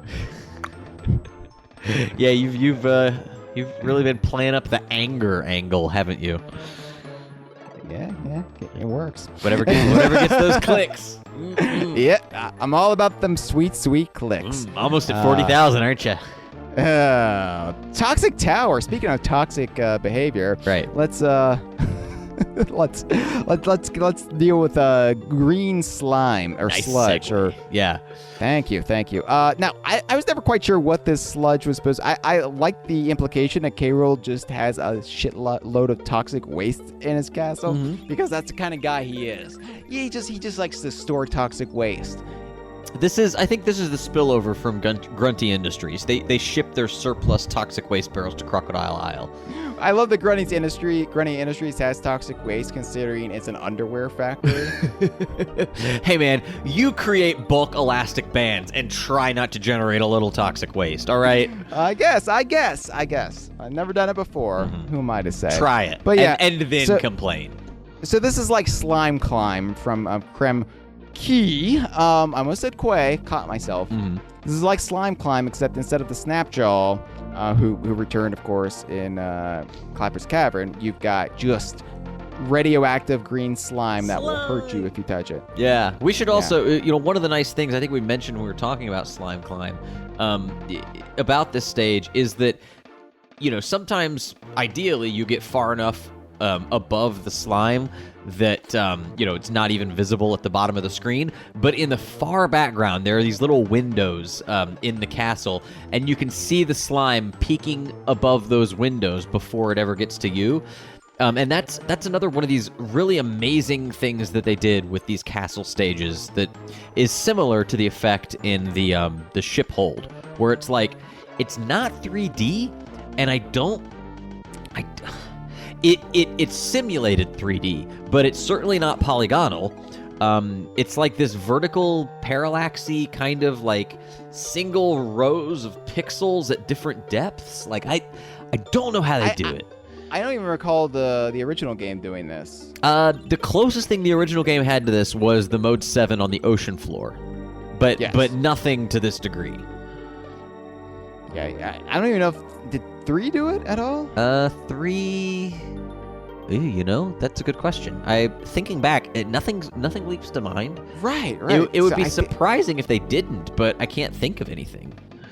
Wow. Anyway, yeah, it's just one of the amazing things about Donkey Kong Country 2, I guess. Yeah. But so Toxic Tower, it is an aforementioned animal spotlight. Yeah. Not the animal spotlight of the game, but it definitely utilizes quite a bit of them. You start off with Radley, whose animal barrel is right to the right of the start, and then you've got to jump, because you've got a limited amount of time, and the sludge is rising, and it's bright neon green, so it can't be good. Yeah. It's not delicious Mountain Dew here. And it's nice that, right after they teach you that, hey, this shit is climbing up, it is nipping at your heels, they give you the animal buddy that allows you to jump much higher. And so you have this false sense of security. Of course, they're going to make it that much more difficult for you to continue upwards. But there are a lot of areas where you're forced to hold A and do Ratley's power-up move to get to do a leap of faith effectively, and leap off screen to little sections of castle platform. We mentioned how Webb Woods, you really had to know the ins and outs of controlling Squitter by that point, or else you weren't going to do well. Yeah. I think the same is true about Radley in the first part of Toxic Tower here. Yeah, and just like Castle Crush, you go from Ramby, who's much more effective in that stage, to Squawks, who alleviates, yet again, the bottom rising up. Here you go from Ratley, who's an ideal animal buddy, to Squawks again. So you're given complete, vertical freedom. Go as fast as you can to get the hell away from that slime. But it sort of sends you on a winding path, sometimes downward. And there are also baddies to contend with that you have to keep knocking out of your way with Squawks' coconuts or eggs. Squawks' eggs. Rocks, whatever they are. Whatever the hell they are. It's not quite as easy as you might think. It's really great how they switch up the gameplay depending on which animal buddy you're playing as. Yeah, absolutely. And the levels are so varied. I find myself more and more enamored with it just from talking about it. I want to go play the game now. I'm kind of done with this episode. Yeah, same here. We have to discuss, though, how ultimately they give you Squitter, which to this point is the most animal buddies you've had in a single stage. Yes, and... hang on. Not counting Squawks, Quawks, and Squawks. Quawks, and Squawks. I think I got that. It's more helpful to start off with Quawks. Quawks, Squawks, Squawks. Quawks, Squawks, Squawks. Yep. That is easier. Glad we keep things so simple and penetratable for people on the outside looking in. All right. So why don't you tell me about the end of the stage? And by you, I of course mean you, Hyle Russell, not you, the DK Vine Hall of Famer. We want to confuse things. Of course not. Although I am you. You are you, but you're not you me. My me is me, not you. Who's on first again? So yeah, the end of the stage, you're Squitter. And there's also a bonus stage that is hidden. It's one of. I mean, they do give you a banana. The thing is, it's hidden behind a zinger, I believe. Yeah, it's another one of those sort of like the. There was that moment in Bramble Scramble, where there's a section of bramble that requires you as Squitter to sort of charge through it blindly. In this case, there's another banana indicating that, yeah, this might be a section of wall that you should explore, but the zinger is like perfectly obstructing the single banana, so that unless you kill the zinger, you'll never see it. There's right. like one frame of animation in which you can kind of see a banana poking out from under him, but and then you've got to be on the ball enough to know by now that bananas, a banana that seems out of place usually is pointing towards a secret, which, you know. So yeah, you go through the wall, and then there's a bonus barrel, and it's Squitter and Brambles, which it's something we've seen before, but it's also, in my mind, foreshadowing of the aforementioned animal stage to come, which still haunts my dreams. But anyway, so it's great, but. So you eventually get to the no Squitter sign, and you're just, I think, relieved to be done with Toxic Tower, because it's a mad dash. I mean, it's like Haunted Hall. You are being pursued by something. Yeah, it's like a vertical version of eight-legged. What was the Muncher Marathon from Donkey Kong Country Returns, which is the more not to be confused with the Red Tube video. Right. Also a classic. But that's the more contemporary version of this style of Donkey Kong Country stage. Yeah. Which I like. It harkens back to the pulpy influences of Donkey Kong Country, because this is like something out of a cereal, where something not breakfast cereal. Mm-hmm. So then we make our way to the final boss of the world, Stronghold Showdown. About the time. epic boss battle of K-Rool's Keep. Yeah. This is kind of a bait and switch. But I mean, it's supposed to be. I know when the Game Boy Advance game came out and they added the boss Kerosene, people were saying, "Oh, well, they probably ran out of time, didn't have time for a boss battle in K-Rool's Keep." I don't think that was ever the intention. I think the intention was you thought this was going to be the battle with K-Rool, and he gets away and takes Donkey Kong with him, and that's the whole gimmick. Like, this is a piss take. I'm inclined to agree, because the moment in which you get a glimpse of Donkey Kong for the first time in the entire game is a powerful one. And then he's stripped away from you, and then. But I don't know. It didn't read to me. This is actually something that it took me a while to figure out when I first played it. Like when he just was lifted up. Yeah. I thought that I had rescued him. Oh, like that's the animation that thumbs up. Good job. So I guess I should have known with the music, the but yeah, I didn't get it. Yeah, but then you're sent back to the overworld map. No, you're sent back to the world map, and a ladder comes down from above the castle, and you're prompted to then go to the Flying Croc, which is the, I guess, 6.5 world. I won't call it a full world because it's only got one stage and a boss. It's a niblet of a world. It's like the Gangplank Galleon from the first game, only expanded with an extra stage. Yeah. now, but question about Stronghold Showdown. Did you ever go? You went back into it though, right? I mean, afterwards you could go back into it, and there were banana coins hidden in it. Yeah. Just like every other traditional, true boss stage, there are 2 banana coins if you team throw yourself up into the ceiling over where you can usually see. But you could only get those banana coins if you went back a second time. Well, yeah, because you're never given control of the character the first time around. Right. Yeah. But yes, I did do that because I thought, oh, maybe it was a mistake. maybe there is a boss in here. Excuse me, game. You forgot to give me a boss. I'll wait here until you rectify this. Are there any software engineers in the house? Let's talk about Screech's sprint, the final use of the Bramble archetype. And not Dustin Diamond's sex tape. And it should be pointed out, too, apparently he used a stunt dick, which is very disappointing. Oh, that should definitely be pointed out. Screech's sprint is, it's the final primary Bramble stage of the game. And the Brambles have like a sickly brown color. Yeah.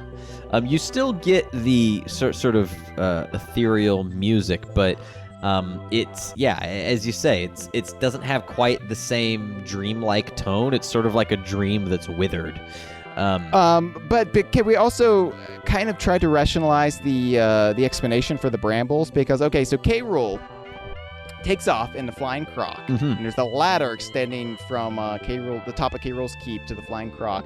Somehow that becomes tangled in a mess of brambles on top of K. Rool's keep, and apparently it stretches the brambles out. So you're above the island at this point, but you're in brambles. Oh, so the brambles are what's keeping. Yeah, you're right. If you look to it, the ladder goes straight through those brambles. So that's what's tethering the Flying Croc to the actual castle. That's interesting.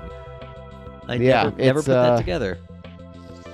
I don't know. I don't know how the ladder got through the brambles, but then I never know how my own wires for my computer get so tangled. After I go to sleep at night, and I wake up and I've got knots in all my wires. Yeah, because you're not touching them. What the hell? Yeah. So these things happen. Yeah. So this is almost 2 Bramble stages sliced in twain, because you go through the first section as Diddy or Dixie, and it's an extremely harrowing bit of platforming. Probably the most difficult that's been in the game thus far. You're on the brambles. You have to do a lot of... We keep saying that. With each stage, we keep saying, no, this is the hardest stage so far. At this point, it should just be, it's common almost knowledge. as if the difficulty, if you were to put on some sort of line graph, is curving upward. Nonsense. But no, it's very hard. They've got Cat of Nine Tails that if they snag you, they're going to throw you into the brambles. You can expect to lose at least one Kong if you wind up in their clutches. But there's also a bonus section that's really hard to see, but you have to sort of...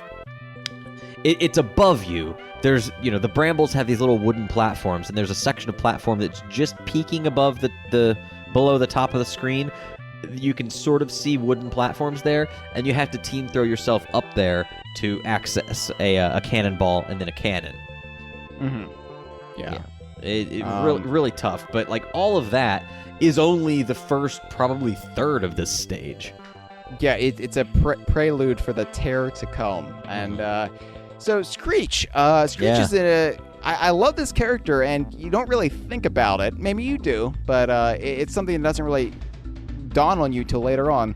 This is K. Rool's animal buddy. This is kind of an evil twist on the whole animal buddy concept. He's a pirate captain, so he has a parrot, of course. Mm-hmm. And so Screech is the bizarro squawks, the negative squawks, mirror universe squawks, whatever you want to call it. Yeah, I would love to see Screech come back. I think that there's a lot of fertile soil there with bad animal buddies. There's a lot of fertile soil. Will it ever happen with Nintendo? No, probably not. That's true. Yeah, they've demonstrated how willing they are to mine fertile soil. If it's not made by that development team, that's the ethos at Nintendo. We don't want anything to do with it. But I love Screech. In an ideal world, he would come back, and we would also be introduced to an evil rhino and so forth and so on. But Screech is great. So basically, you turn into Squawks at the not the halfway point, but you get a star barrel, and you turn into Squawks, and then thankfully they give you a DK barrel because at that point you probably lost either Diddy or Dixie, and you need the extra hit, and then it turns into a race. Yeah, and the music switches, and you know, you're no longer getting the doot doot doot doot doot. It's this really kind Wow, of that was kind of a strained version of a Sticker Bush Symphony. Yeah, it's strained because I'm losing my voice. I'm getting over a malady, and it's Oh, I was gonna say, is E3 approaching already? No, it's like every 6 months or so, like clockwork. It's just because the new Independence Day trailer came out, and you're doing your best Harvey Fierstein. We haven't seen him yet, but you know, me and the Firesteiners are holding out hope. I know his mother's hoping he'll be in it. Yeah, I might even call my lawyer. Wait, forget about my lawyer. Which is like the worst, most hackneyed lawyer joke ever. There's no reason that anyone in that situation would ever bring up legal counsel. Because the popcorn shoveling masses of Middle America, they like their lawyer jokes. Lawyers are terrible. Let's make fun of them. Yeah. So Screech. Yes. So they're, you know, obviously on all sides, it's brambles. You can't hit top down, up down, left, right. There are these paths of bananas guiding you through this maze, but you're also trying to do it as quickly as humanly possible, or as apparently possible. You're also trying to find the hero coin. That's true, because yeah, if you've done it, you know, you scoured the stage as best you could in the first part where you could take your time, but it's not there. You won't find it. It's actually hidden in this crazy like circular maze section of the stage that you have to ignore the advice of an arrow of bananas. Go the long way around. Yeah. Yeah. So the banana sprites are doing you no favors here. And you also have it'll add a second or two onto your time in the race. So it's you have to have either confidence in your lead or confidence that you're going to make it up somehow. Yeah. And then it sort of even gets a little maze-like, because there are branching paths. Some of them yield banana coins, some of them yield single bananas. But ultimately, you have to intuit the quickest way through the stage, because later on, you know, Screech is coming behind, and he has no problem plowing right through the zingers. You know, they don't even phase him. Whereas they're working in tandem, they're buddies. They're buddies. Yeah, they're animal buddy baddies. But you know, you have these sections where there are red zingers and yellow zingers basically constructing walls, and of course you can only take care of the yellow ones to create a path for yourself, but that requires you to pause for a second, take them out, and only then charge through, unless, you know, you're absolutely perfect at shooting them as you're moving towards them. Yeah, there's also sections where there's nothing but red zingers, and there's nothing you can do but avoid them. So have fun with that, assholes. Right. It's like this haphazard maze of... It's as if they just took brambles and stuck them all over the screen. Right, that's basically what zingers are. They're just mobile brambles. Yeah. And it should also be pointed out that unlike Rickety Race, the other race in this game, you have to beat Screech or you will die. Yeah. There's no like counter that helpfully gives you a hero coin, as we learned we've already got that coin. But this is life or death. Second place means death. So it definitely does create. I mean, you don't realize that. Like, I thought, okay, the race just doesn't mean anything. I'll get something from it, but I can take my time. Nope. If Screech crosses that finish line made of bananas, then you die. Yeah, we've come too far for those sort of platitudes. Yeah, and I also like the final gauntlet is K. Rool sending out his parrot, like he's got nothing left. Right. Right. I'm gonna fling my pet at you. It would be nice if there was artwork of K. Rool with Screech perched on his shoulder, but I guess the sizes wouldn't add up. But that would be just kind of nice to see. I'm sure if we ask Rare and Greg Mail is nice enough, they will make a render of the two together of characters they don't even own or do games for anymore. I'm sure they'd do it for us. I'm sure if we ask nicely. Oh yeah. You have to ask nicely, but yeah. So let's take it on to K. Rool Duel. Okay, so we actually get up into the flying croc, and I like that. You know, as weird of a mashup as a king being on a pirate ship at the end of the first game was, it's equally weird to have the pirate captain on, I don't know, a high-tech hella vessel. I don't even know what you would call this. Yeah, I guess it's like a helicarrier. It's kind of like what the Avengers fly on. Hey, is Jeremy Renner here? There he is, flying back in the background of the cockpit. He plays the fuzzy dice. He's outside the window, falling to his death. His most challenging role yet. Yeah. I love that outside the window you see the green skies of Crocodile Isle just moving across the window. So you walk in here and K. Rool is abusing Donkey Kong physically. Yes. This is the most violent thing I think I've ever seen in what's ostensibly now an E-rated game. Yeah, he's shooting at Donkey Kong. He's literally torturing Donkey Kong. Not only is he shooting at him at point-blank range with a blunderbuss that shoots giant cannonballs, but he also beats him with the butt of the gun. Which, like, that's actually the most... Because the other thing is kind of cartoony, but beating him with the butt of the gun, that's actually pretty damn brutal. Like, I am shocked that Nintendo allowed that. Yeah. Although, really, what are they gonna do to this team at this point? Like, they've created the top-selling game in like Nintendo's history. You know, what are you gonna? Yeah. And then 4 years later, the Donkey Kong 64 team tries to pull a similar stunt. We're gonna have Donkey Kong shoot a rifle at his bad guys. Yeah. Like, nope. Yeah, nope. Although it's different because that's the protagonist. You know, there's something different that the brain does when you're playing as the character shooting guns than it is when you're being. Yeah. But holy shit, like. I'd like to imagine Donkey Kong still has the scars from this. And he'll wake up in a cold sweat at night, both physical and mental scars. And he'll wake up, in a cold sweat in the middle of the night, just having flashbacks from when he was under, like, K. Rool's torture and torment. Right. So this boss fight itself is the longest one in the game by far. And I love how it takes you through all these different phases. It's very emblematic of what I think of as like a 16-bit boss fight. I would also argue this is the best boss fight in the series. It's if not the best, then like the second best, because the only thing that comes close is Tropical Freeze with, say what you will about the characters, but Lord Frederick had a fantastic boss fight, and Bashmaster Bear was also excellent. I know, but now you claim that you can do this with your eyes shut. Not anymore. There was a time in which I could get, just based on the sound and knowing where the characters are positioned on the screen, I used to clench my eyes shut, and if I didn't completely beat it, I was able to get to like the very final phase where he starts to suck things into his blunderbuss. Yeah, you actually lost that ability the first time you had sex. Came out with the fluids. Yeah, that's the Sophie's choice you have to make.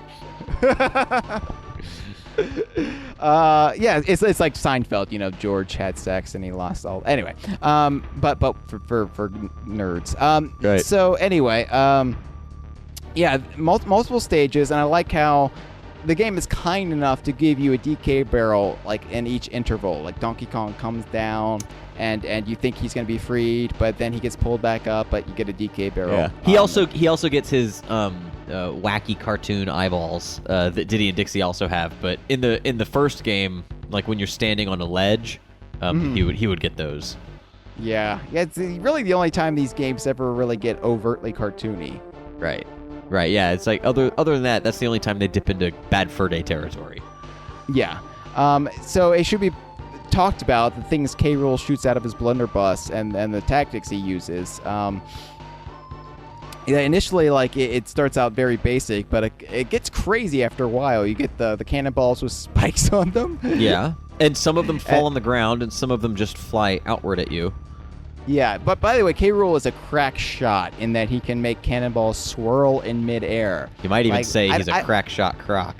I don't know what trajectory you have to hold a blunderbuss at to get cannonballs to do that, but I'm sure it adds up. I'm sure the physics, physics are there. It's like a star MLB pitcher. You know, you just have to put the right spin on it.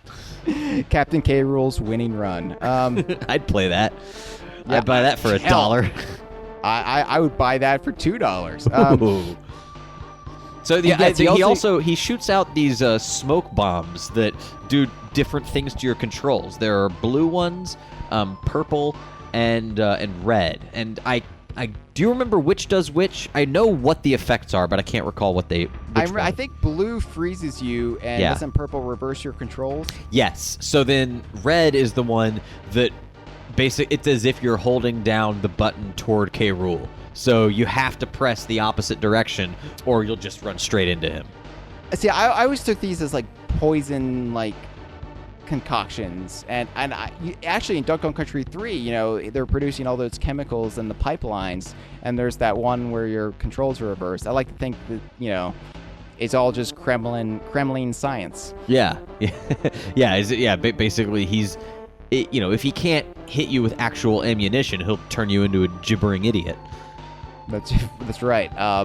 And yeah, so I don't know, the part where he's shooting those things, and if you get caught in one of those, that, oh man, you can do it, but you're in a world of hurt. Mm-hmm. Yeah, it makes it that much harder. And actually in the case of the freezing ice one, so K. Rool moves around the stage not by running, but by using his blunderbuss as propulsion.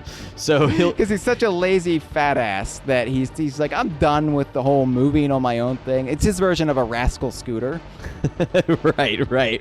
Yes, before his time, he got his rascal free. Yeah. So eventually, you know. Actually, we live in America, Chad. Why don't we market a gun that moves you for you? Like, that would be like $1 billion invention right there. I got myself a gun, and I don't even have to walk anymore. The only difference is, unlike the rascal scooter, if it was intended for medicinal purposes, we probably would be expected to charge for it. We couldn't give it away for free, because medicine should not be distributed for the good of the people. That's socialism. That is socialism. No, but one of the great things, another cartoony element, it always kind of reminded me of like Yosemite Sam. What you have to do to injure K. Rool is to throw his cannonballs back at him as he sucks them into his blunderbuss, and that backs it up, and his gun explodes. The cannonball shoots at you at increasing speeds, but he turns entirely black, and he sort of makes these big blinking. He blinks, but it goes dub dub dub as he blinks. And then he sort of shakes off all that soot. Yeah, because K. Rool's not about doing a minstrel show. Right. I used to like duck Diddy or Dixie along with the dub dub dub. Just no reason. Just one of those little ticks, a thing that you do. No.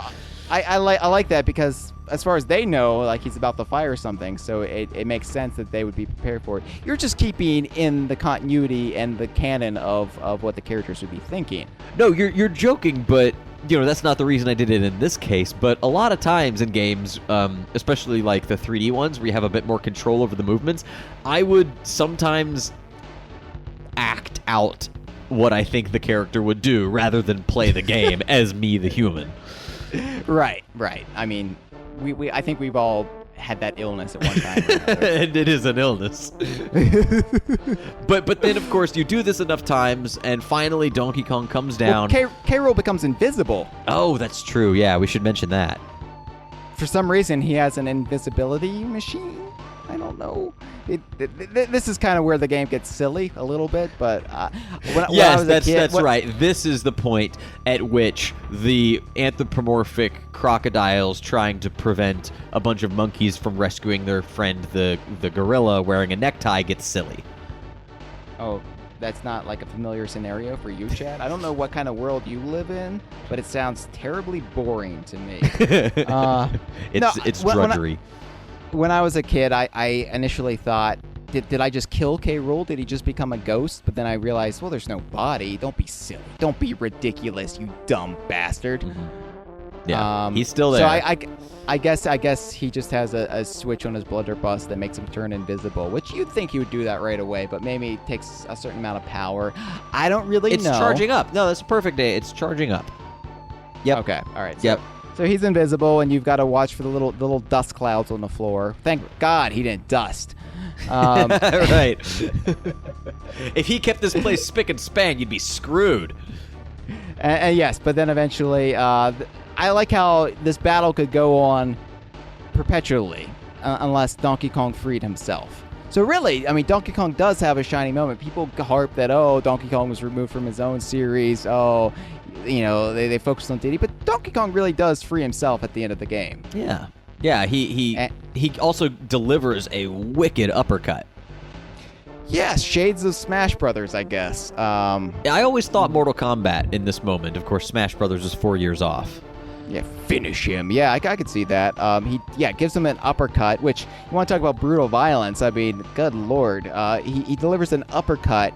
K. Rool lifts up into the air, breaks through the ceiling of the Flying Croc, and then, in one of the most memorable moments from the game, we cut to the map screen, and the little K. Rool character on the map screen falls. He bounces off his own island numerous times, and then splashes down into the water of Kremki. And now you've always said he was eaten by Snapjaws, but I believe they're supposed to be sharks. No, I never said he was eaten by Snapjaws. I think they're these, because they're not. We get to see them later on. We see exactly what they are, but they're these little red things that, they make the same noise as Snapjaws, but they're red. You think they're red? No, they are red. We see them later in the game. What do you mean?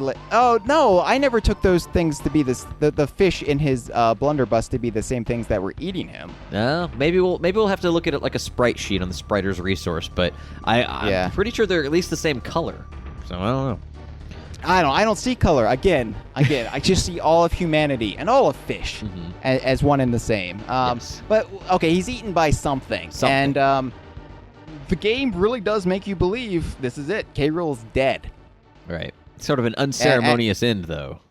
Well, I thought he was. I was a gullible kid, and I believed what adults told me. So I believed Greg Mayles, Chris Sutherland, and the rest were telling me K. Rool is dead, and I was like, okay, he's dead. Wow. Donkey Kong Country 2 had the balls to kill off the main villain of the series. Well, I can't wait to see what villains they'll come up with next. It just turns out to be Donkey Kong and Diddy. And Tiki Tong and Lord Frederick. And then I'm like hashtag bring back K. Rool. But anyway, we could have been Clubber coming up, but they went a different direction. So you're then sent to Cranky Kong's hero coin screen. He basically gets a second screen, and he's very proud of it. Yes. Yeah, but this is basically this 3-tiered third, second, and first, like, you know, a medalist kind of stage where you'd pose with your shiny thing. Mario and Sonic at the Olympic Games, yes. Yeah. So if you don't have enough hero coins by this point, because this is Cranky's video game hero screen, you'll see robots, and we consider them robots, of Mario, Sonic, and Link. But I had always, been a completionist and made sure I got my my hero coin indicator on all the stages before I got to this point. So I never knew that Link was even in the game. The only reason I learned that Link was in the game was because I wanted to see who it was on the third podium if you didn't get enough hero coins. So I replayed the game on a different save file. Yeah. And I found out that it was Link. And this shows you the weird time period of Nintendo's history.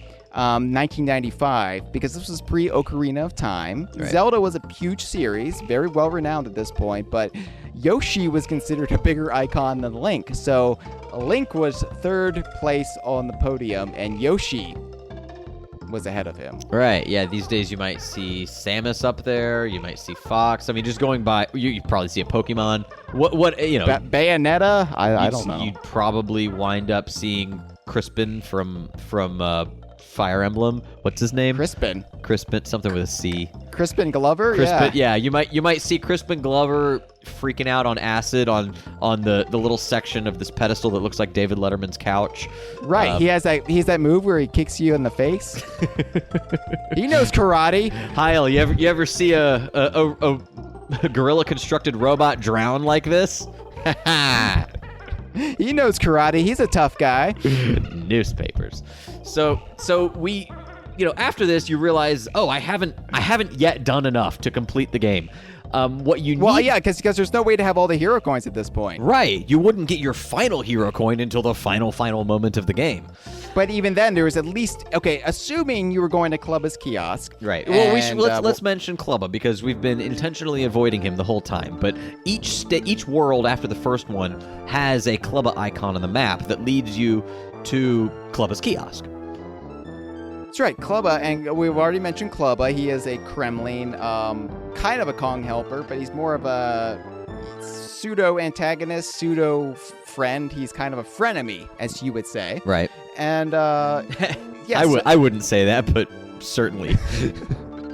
Someone out there would say that. Sure. And, so basically, you collect Krem coins throughout, the bonus stages in this game, and their purpose is you take them to Clubba, and if you pay him 15 Krem coins at each toll, you can have access to his golden barrel, which will take you to the subterranean lost world of the Kremlins. Right.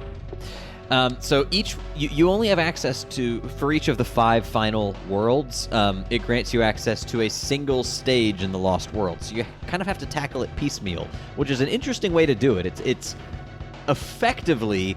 It's the same thing that Returns did with the K Temple stages. And Tropical Freeze, for that matter. Yeah, and Tropical Freeze.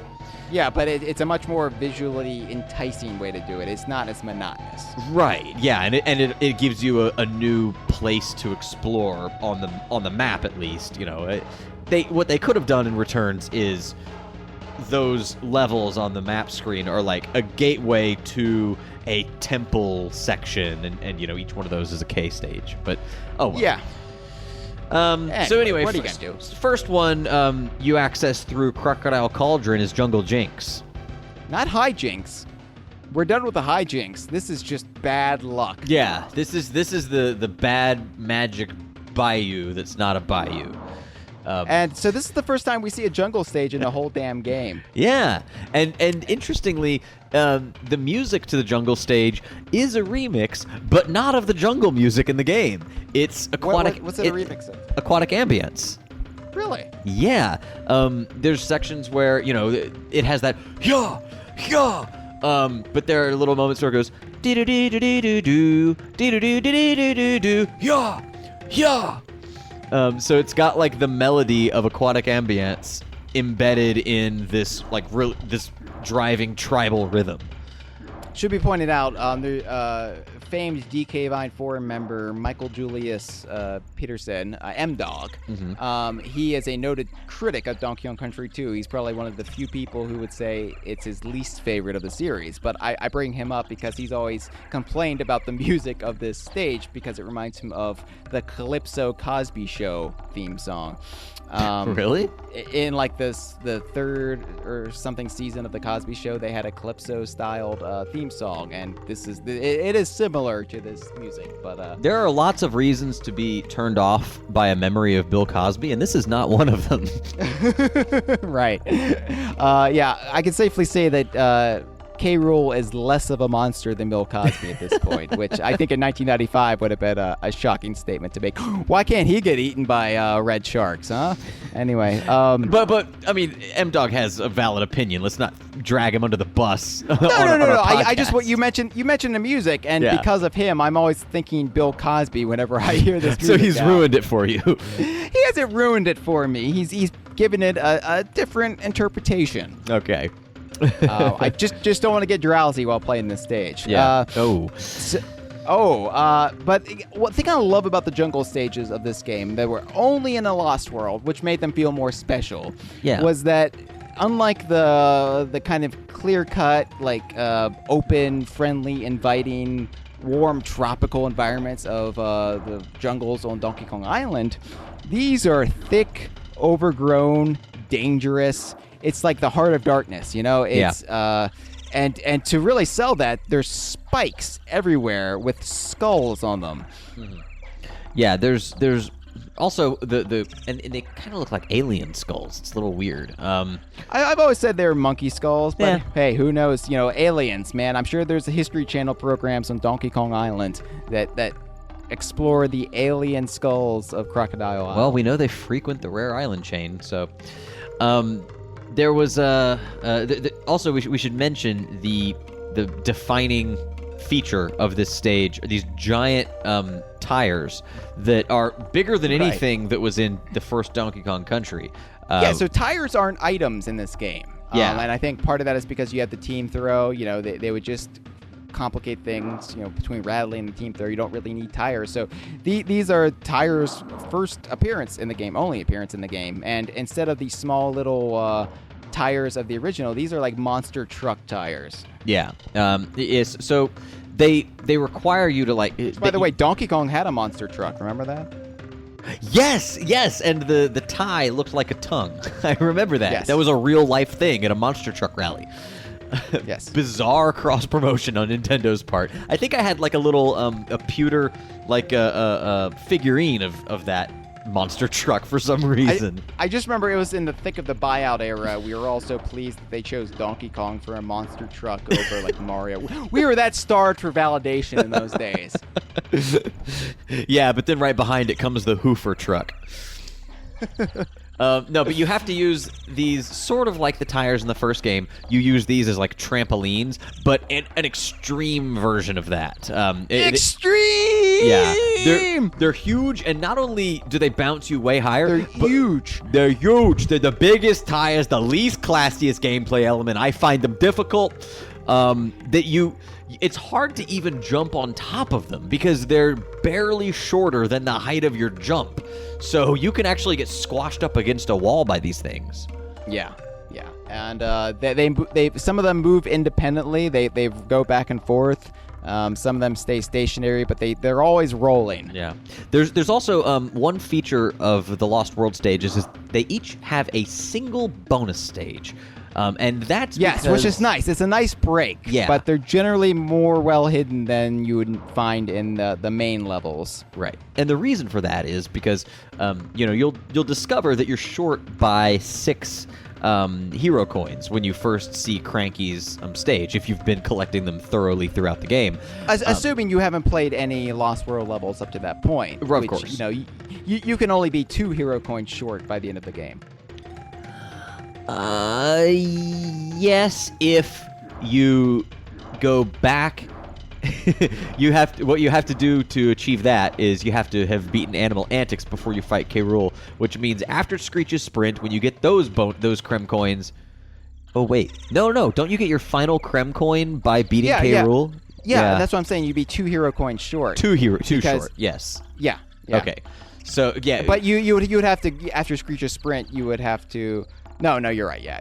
Okay. Yeah, you'd be 2 short. Yeah, because otherwise you would have no way of accessing Animal Antics. Or any of the other ones, because...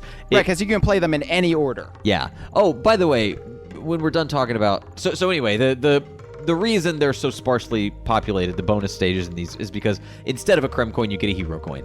But going back to Clubba's kiosk, we should mention... Yes, let's talk about Clubba. Yeah. Well, we talked about Clubba previously, but we should mention that you are given the option to fight him. Right. Court. So, yeah, you see, you've got options, and he has a Diddy punching bag, too, so you're already insulted by this guy. Right. And so you could either pay him, run away, or fight him! Exclamation mark. Right. And this is just, like, people talk about, efficiency in games, we gotta scale it back to the bare elements. But this is why I love Rare, because they would always add these little details, these little flourishes that added nothing gameplay-wise. But they were fun and memorable, and they added so much color. To be honest, this might have been an in-joke from the fact that they originally Clubba was going to be the final boss of the game. Yeah, but it's also just their cheeky sense of humor. Too. Yeah. Okay, I'm gonna fight him, and he immediately pelts you with his club. Like that's it. Like you get knocked out. Like it's essentially the same as run away. Yeah. But you get the little added animation of him beating you with his club and then insulting you. Right, and but I would always pick it because to me, again, going back to like you want to play as the character. To me, like in a certain sense, Diddy in that moment is like the chicken hawk from the Foghorn Leghorn cartoons. You know, like he's gonna put up his fist and he's gonna get you. But you know, you could easily just hold him at arm's length. You know, to me, it's that kind of moment, and I feel like Diddy's boundless enthusiasm would have him try and fight Clabber. I see. I would think that Diddy would be the one who's a little bit more concerned, where Dixie would be like, "Yeah, let's fight him. I don't care if we get beat to death with this club. Let's fight him." I say that they would equally have that attitude, but fair enough. So they're very bad for each other in that regard. Yeah, they're kind of enablers. Let's move on to the Lost World stage of Cranky, which is Black Ice Battle. Right, and this was actually because I was playing the Lost World levels as I went along, or trying to, and so this was the first time I experienced the Arctic ice cavern archetype, and so this gave me the impression. I thought the Lost World, since we had seen a jungle stage and now we'd seen an ice cavern stage, I thought what the Lost World was going to be were all archetypes from the original Donkey Kong Country repurposed for this game. Mm-hmm. So I thought that there was going to be like a factory level in here and all sorts of crazy shit. Well, so, you already had a lava level by this point. Not in the Lost World. Oh, not in the Lost World. Okay, I see what you're saying. Okay, yeah. Yeah. So this one is it's a vertically oriented stage, but it's top down. So you're kind of fighting against gravity in a lot of sections, and of course everything is slippery. So of course when you're fighting gravity, they're gonna throw in zingers. Yeah. It's very easy to slip right into them. There are also a huge number of clamp-ons. So it's easy to slide right into their gaping maw. Mm-hmm. Sexy times indeed. Yeah. And of course, this is where I was first introduced to the black Clabber. So you definitely get a taste of all. As you're sliding downwards, you've got these baddies who will steal lives from you, and literally steal, like knock lives right out of you. So it's stressful conditions. Yeah, to me the most defining characteristic of this stage, and the one that gave me the most trouble, were these like really sharp triangular like peaks and valleys on the ice, because they would almost invariably position baddies either at the crest or at the bottom of the trough on these little zigzag patterns. So, you know, not only are you on a slippery slope, literally, but you have to jump up and over, you know, a zinger potentially or a spiny in order to actually safely get from one end to the other. And that it basically it puts your jump to the very limits of its height with that, to enable you to successfully get over these baddies. Yeah. This was a difficult stage. Yeah. I think, especially because I first played this in Cranky, so the difficulty here was pretty brutal, considering, like, I don't think, you know, this is a World 3 caliber difficulty. Yeah, there's also, interestingly, speaking of the bonus levels being a little more difficult to access, this is one in which you're given a cannonball, and you have to sort of carry it with you for a spell before you actually get access to the cannon. Yeah, that was kind of tricky.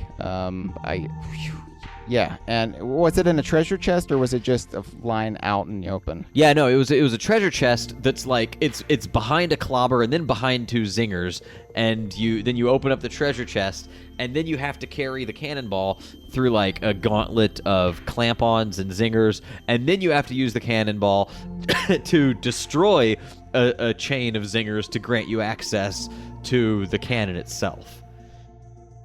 At least you also got the G in there. Oh, yeah, so that kind of, there's a G behind one of those zingers, I believe. So that kind of clues you in that, there was a way to get through here if you had already missed the cannonball. Exactly. Although, one of the frustrating things is that when you jump on top of the clamp-ons, anytime you're carrying something and you jump on a baddie, it like flings that thing from your grip, so you lose your grip on it. And in this case, that's the last thing you want, because you need to hold on to this cannonball. Right. Yeah. So yet another thing to trip you up. But this was a great stage, just really difficult. Which is pretty much all the Lost World stages, let's be honest. Yeah, up to and including the next one, the Lost World stage of Crazy Clabber Kremland. Carnage.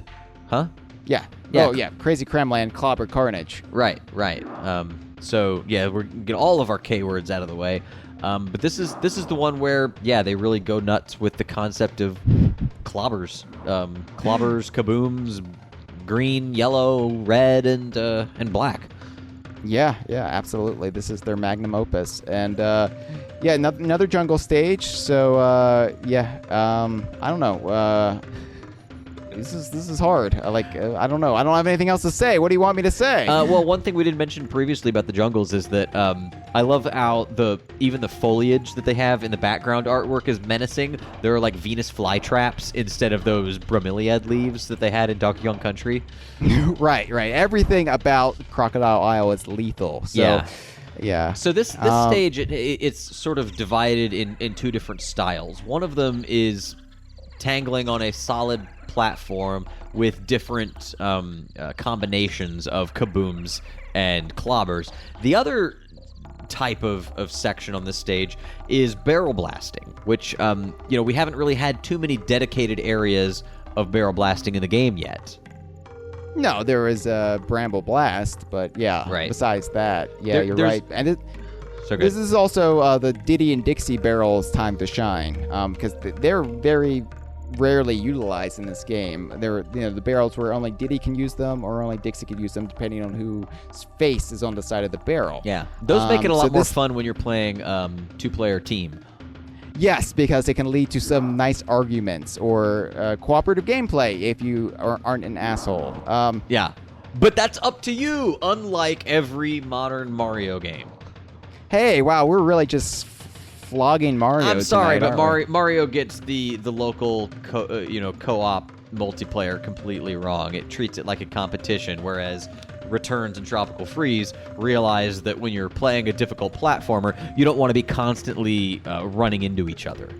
And yet, look how well the new Super Mario Brothers games sell, Chad. What do we know? Yeah, I think that the Snowmads and Tikis should have spent more time dancing to the beat of the music. That might have put it over the top.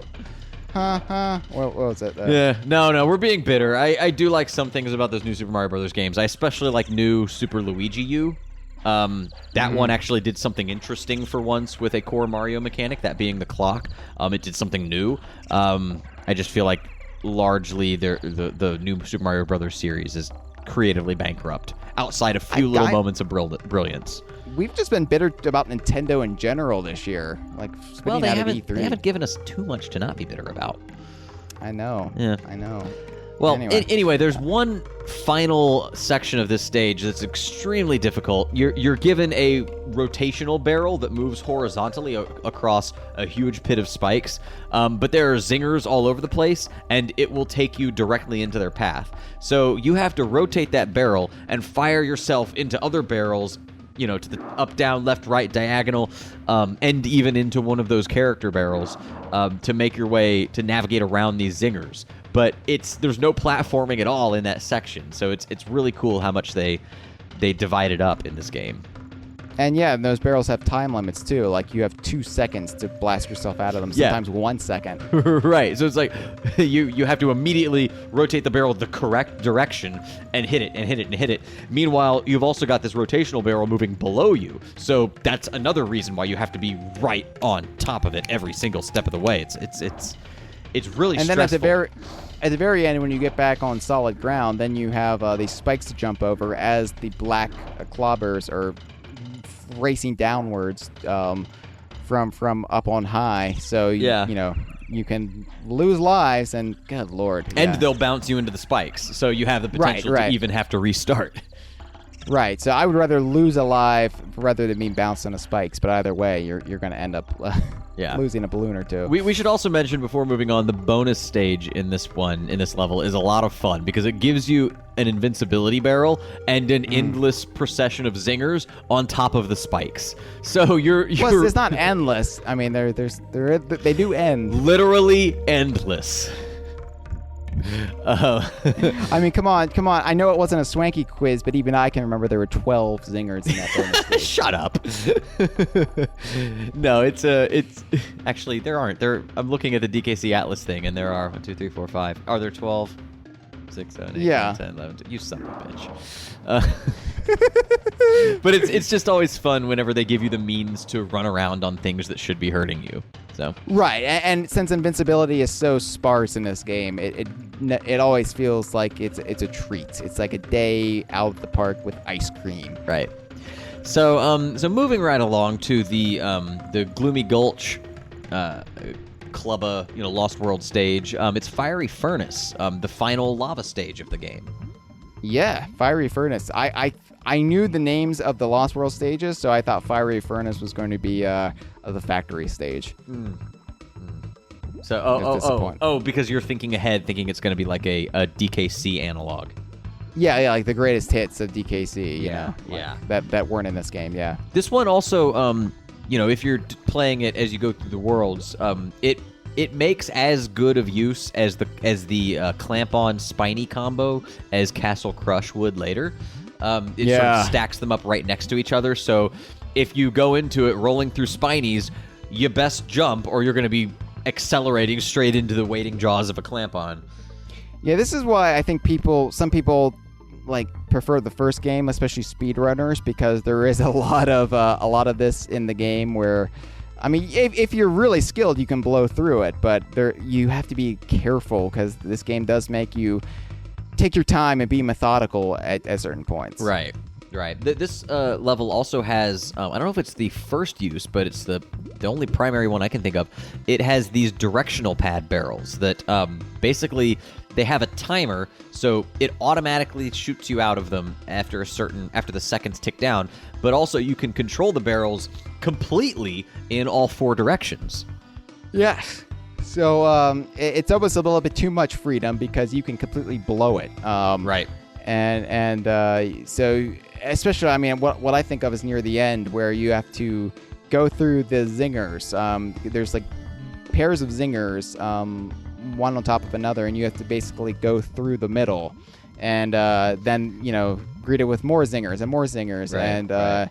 You have like 5 seconds to navigate through that and get back to solid ground, and then immediately there's a cat o' nine tails there, and you've either got to blast in the barrel, be quick enough to blast in the barrel that's above them, or be thrown up into it. But yeah, this one also has a different color, a slight color variation of cutlass that I think also crops up a few other places, like some of the hive levels. But unlike the yellowish ones, these are more of a greenish, and the yellow ones, their first time they swipe down, their swords their cutlasses get embedded in the ground. Whereas these ones, if you're expecting that pattern, you'll jump, but the first time they swipe down, they lift them straight back out of the ground. So you're going to be jumping into those swords. It's a really subtle differentiation of the behavior, but it's nice that they mixed it up like that. Right, but the first time you encounter them too, you will screw it up. Yeah, of course. Because you're expecting one behavior and you'll get another and you'll die. Right. All right, so should we move on to the K. Rool's Keep Lost World stage? Oh my god, yes. Animal Antics. Yeah. This is, I think, infamously, it's one of the hardest of the series. Yeah. Well, definitely the hardest of the game. Before we dive into the stage itself, I've always been curious because on the K. Rool's Keep map screen, you access this Clubber's kiosk seemingly on Donkey Kong Island. It's nice that they put the DK Island back there in the background, but that's also where they positioned Clubber's kiosk. What say you, sir? Okay, so you're gonna roll your eyes at me, Chad. Holograms? Which I'm Is used it to it. holograms? Oh no! Oh Lord, no! I'm not that tired and predictable, am I? No. So basically, I came up with this fanon when I was 11, 12. Yeah, it was 12. And so I don't know how to subtract by 20 anymore, or I'm lying about my age. So basically, I came up with this fanon that there was like this air vent that the Kremlings invented that like lifts you over to Donkey Kong Island. Doesn't make any sense. I don't know how that would work. But yeah, so basically I thought that the Clubber's kiosk was on Donkey Kong Island, and you were lifted on this like I don't know, magic wave of air.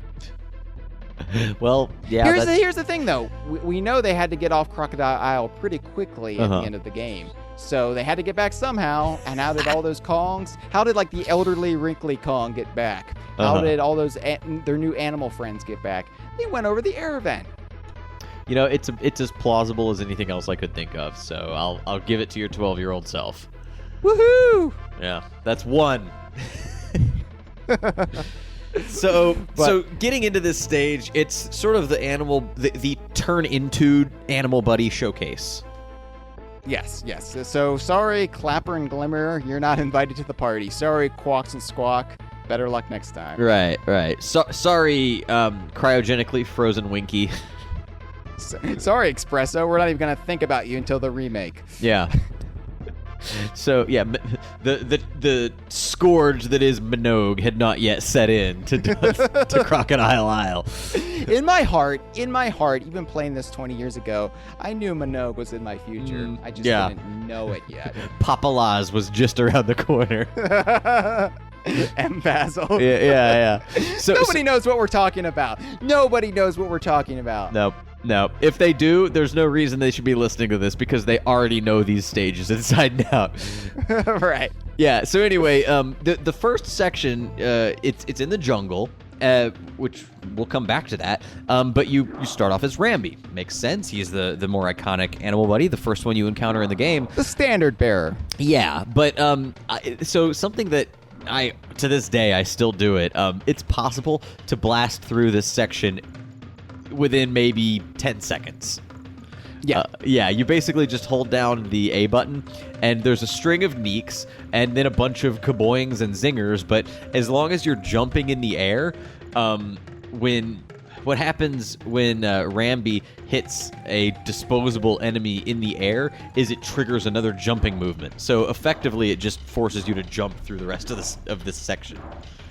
This is something I learned how to do, especially when the latter part of this stage was kicking my ass, and I kept getting game overs, and I had to keep replaying, like coming back to the start of the level. So, yeah, it was one weird trick I learned early on to just blow through this early part of the stage and get to the part that I needed to get to. Right. So right after this, you go through a door, and you go into the next section, which is an Arctic area, but you're still playing as Rambi. Yeah, it's nice. It's nice that there's kind of that interconnectivity between each section that it leads you into, almost in a way, kind of like the way in the Retro Studios games, each beginning part of a world is the remnant of the last world. So, here you're Rambi, and you have to, jump through a cannon, avoid its fire, and then you go straight from Rambi. As Rambi, you jump into an Engard barrel and become Engard. Yeah, and there's a nice little section in here where you get the O Kong letter, where the bananas are shaped like the Rare logo. Right. Not nice of the banana sprites to help promote the company there. Yeah. But yeah, there's nothing too noteworthy about this section. It's difficult. It's got little clusters of puffed ups, a little shuri section, some lockjaws, but ultimately it's not all that hard. At this point, you're kind of well versed in all of this, and it's really not as hard as the Arctic's levels from K-Roll's Keep. Right. But so then you become Squitter. You're back in the jungle. Yep. And you become Squitter immediately. Yeah. So you're gonna be really abusing the target web, because there's so many kaboings in here. Like so many kaboings. Yeah. You're just like constantly hitting that button. Same with toward the end of this section, there's this horde of zingers that are a swarm, if you will, that are flying. They're flying to the left, and you have to, and it's over a giant pit, so you have to be constructing platforms upward. Giant pit, by the way, not the Smash Brothers character Giant Pit. Right. But in this case, you basically you have to not only make the webs that will then be disappearing, but you have to shoot the zingers as you're doing that. And then you get to the end of this, you want desperately to get the hell out, but you actually have to go above the barrel that shoots you into the next section and go to the bonus barrel. Right. And I remember getting this, like, I think the first time through, because by this point my intuition was very good about where they were hiding this stuff. Right. Yeah, so of course the bonus stage takes you to a bramble section, which is, you're gonna be sick of looking at brambles very shortly. You actually become squawks in this. You're Squitter, then you become squawks, and then you become Squitter at the very end. Right. You actually collects the hero coin. Yeah. It's funny. You and then at the very, very end, you become Ratley. But wait, Squitter. No. collects I was talking about the bonus stage. I was the talking about bonus stage itself. Okay, but then the very next section, it's brambles yet again, and you're still playing a Squitter. Right, and these brambles are different in that there's no bramble background. It's just pure sky and clouds. And it's well, you also have leaves because there's wind flying around on this section. Well, here's the thing. As your Squitter, the leaves are there, and you're like, oh god, there's going to be a wind. But you're not thinking you're going to become squawks, and there's going to be wind. And of course, as soon as you become squawks, that's when the wind kicks in, and it's gusty glade style wind, and it blows you left or right. But you're a bird, and there's brambles all around you. Yeah. So naturally, this is pretty much considered the most difficult stretch of the game right here. When people talk about how difficult animal antics are, they're probably talking about the wind brambles. Yeah, you're constantly being batted around. You're being thrown into, these sections where it's like you have to time out your descent in some sections with the wind itself because there are alternating zingers left and right.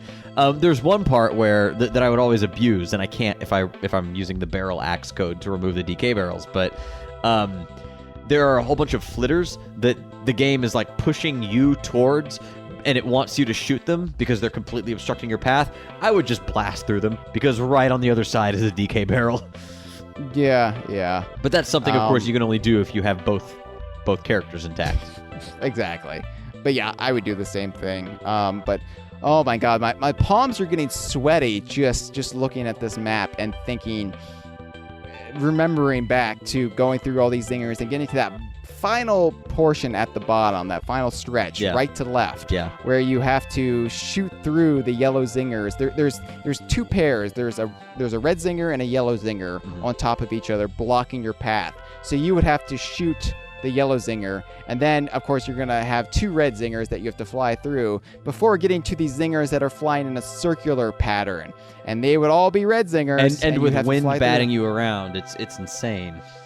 And I'm much better at this than I used to be. Like, after 20 years, I think I've gotten the hang of this for the most part, but I still dread playing this section. Yeah, totally. Well, thankfully, that's the very end of it, and then you're transformed into Ratley and fired down into the jungle.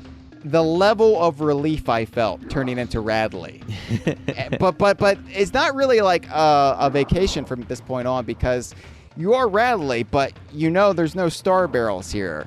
So if you die here, you have to replay that damn bramble portion.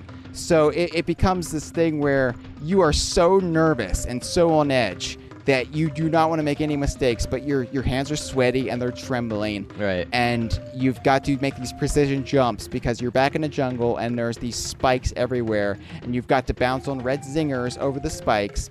Yeah, the red zingers become your platforms in this section. Yes.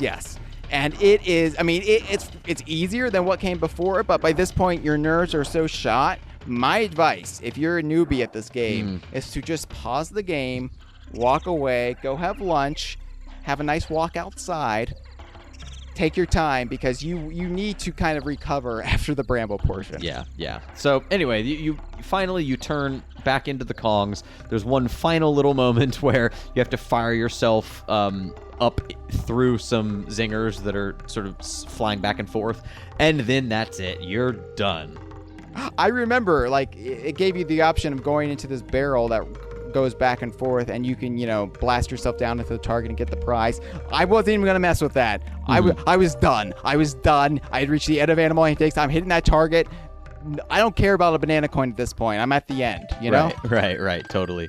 So then finally we get to Crocodile Core on the map screen. Let's talk about a little bit about the map screen of the Lost World real quick. Sure. So there's this giant crocodile head mountain volcano thing in the middle of a lake. And of course, this iconic blue and purple energy is pulsating out of it. What we know is the Kremlin source, or sometimes called the Kremlin force. And so basically, each time you beat a Lost World stage, a little part of this stone bridge forms in the middle of this lake, so to give you a path to Crocodile Core. Right. And when you've beat your last stage in the Lost World, the crocodile head opens wide and revealing the boss stage. Yeah, Crocodile Core. And you can access it no matter which of Clubba's kiosks you go into, thankfully. Thankfully, yes. So I didn't know what to expect from Crocodile Core. And the interior chamber, it's kind of spoiled for you in the instruction booklet because it's what they show for the Lost World itself. But I didn't know what to entail. Was this going to be another Stronghold Showdown type situation where there was actually no boss? Nope, there was a boss. Yeah. And at one time it was going to be Clubba, but they came to their senses and realized we got to put K-Rool here. Yeah, so here he pops up. He's covered in slime and grime from his previous journey down Crocodile Isle, and he spits out those little red fishy things. I thought those were what were eating him. There's literally no way to know, but maybe it's a bunch of Roystons. Maybe it's Royston's family. Could be. The fight itself is relatively straightforward. It's not as difficult as the K-Rool duel on the Flying Croc, but no, it makes sense because you're both pretty spent at this point. It's just one round, one additional round to the K-Rool duel on the Flying Croc. Right. But it is the most difficult round, I would say. I don't know, man. Some of those ones where he's turning invisible and blasting like smoke that goes in circles. It's hard to say. It's hard to say, really. But that was only because you. It's a lot easier. That was only because you had all those rounds ahead of that one. I think it's only more difficult because it's more of a marathon there. Here, I think the platforming itself is more difficult, but I mean that's just an entirely subjective argument, I suppose. But, sure. So yeah, basically one round of the fight, you throw the cannonball in, it backfires on him, and he's blasted upwards into the Kremlin power source, which, according to the instruction booklet, this is the source of the Kremlins, right here. And I mean, any thoughts on this? Well, you're granted, the vision of this absolutely. Well, no, you're not yet. First, everything is shaking, and you're sent back to Cranky Kong, and he, I guess, now correctly refers to Donkey Kong as his grandson, and then you're shown the video game hero screen, and if you've been doing things correctly, you're now at the top of that. Diddy has earned his place as a true video game hero. Which, interestingly enough, the video game hero screen isn't shaking like the Monkey Museum was. I don't know. It must be like a panic room, like a much more stable place in the case of earthquakes and such. Yeah, it's like it's got stabilization like you would find in like one of those safe rooms where they have to defuse bombs. Cranky spent a lot on that Mario animatronic, damn it, and he doesn't want it to go to waste on some earthquake. Right. But this is no mere earthquake, because we are then sent to Donkey Kong Island, looking out at the ocean and Crocodile Isle in the distance. My God, this is the most beautiful. Like, I can't even describe it in words. It is still beautiful to this day. Yeah. It's music. There's like, no music. Just ambience. Yeah, just and we'll end the show with it after we hear from some of our listeners. But yes, absolutely. But it's a beautiful moment. Yeah, it's the closest we get to one of those rendered scenes, fully animated. Yeah, and we should mention, by the way, that the key art for this episode was done by Denise Makar, who's on DeviantArt. She basically did a kind of a fully 3D rendered version of this sequence. I want to make sure we do give proper credit under the Creative Commons license. Credit with a K, of course. Yes. But yeah, so basically Crocodile Isle is trembling still. Boom, boom. And then it explodes. The top pops off. The cork, if you will. Oh, the cork of the island. Ooh. Yeah. And yeah, so basically the top half of the island blows up. The Kremlin source rips through it, and it's shining upwards, and then it eventually just flickers out. The light goes out, and Crocodile Isle sinks into the ocean. It is no more. You've committed accidental genocide. Don't worry, a lot of Kremlin survive, and that's it for Crocodile Isle. But then on a ship, there's K. Rool, and he's laughing, and he sails into the distance, making you want to immediately play the sequel. Yeah, you know it's funny. What a fucking ending! Yeah, it's great, and like Dixie's hair is fully animated. It's like it's the closest you'd get to like a fully realized render, and I would just leave it on that screen, just listening to the surf and looking at the image. I think my record, I left it for almost an hour and a half one day. You know, if you get to like 15 minutes, there's some point at which, I don't know why, but the game loops K. Rool's laughing noise. So it loops the audio of Crocodile Isle exploding itself. I freaked out the first time it happened. I was like, "What's happening?" Yeah, and no, yeah, I think for some reason the soundtrack just loops back in on itself, but the animation doesn't. So it's just I would have stayed on that screen for so long, just marveling at it and just chilling with my buds, Donkey, Diddy, and Dixie. This is still the greatest video game ending of all time, in my opinion. Like, it has never been topped, and I don't think it ever will be. I think in terms of the visual, like the feeling that it evokes, and the leap that those visuals are from even the extremely high quality of the game itself, it's like such a shock to the system, and it's such a beautiful image that it's way up there. It's way up there. I don't want to say the best, it's such a cathartic visual. Yeah, too, it really is. It's like you really, really did earn that ending. Yeah. And in comparison, Donkey Kong Country 3 was nothing but a letdown in that regard. But I suppose that's the story for next year. Hyle, you wouldn't slag off a game with glasses, would you? Yeah. I wouldn't want to lay an egg on that ending. So it should be pretty clear over the 10-ish hours of this Spotlight multi-part episode how much this game means to us. But we wanted to cap things off by letting a selection of callers, listeners, have their chance to give their final say. Yes, indeed. And my final statement on this game. Mm-hmm.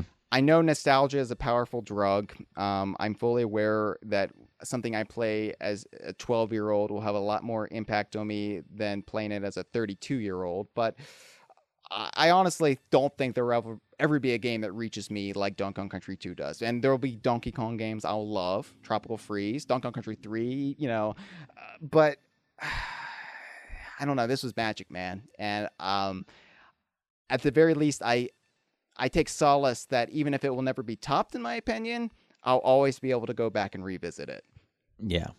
It does have that same kind of, difficult to pin down effect on me, and we can't extricate the nostalgia from our true feelings about it because they're so tightly coupled at this point. But yeah, it pure magic is a good way to think of it. It's like it is a tile-based 2D platformer.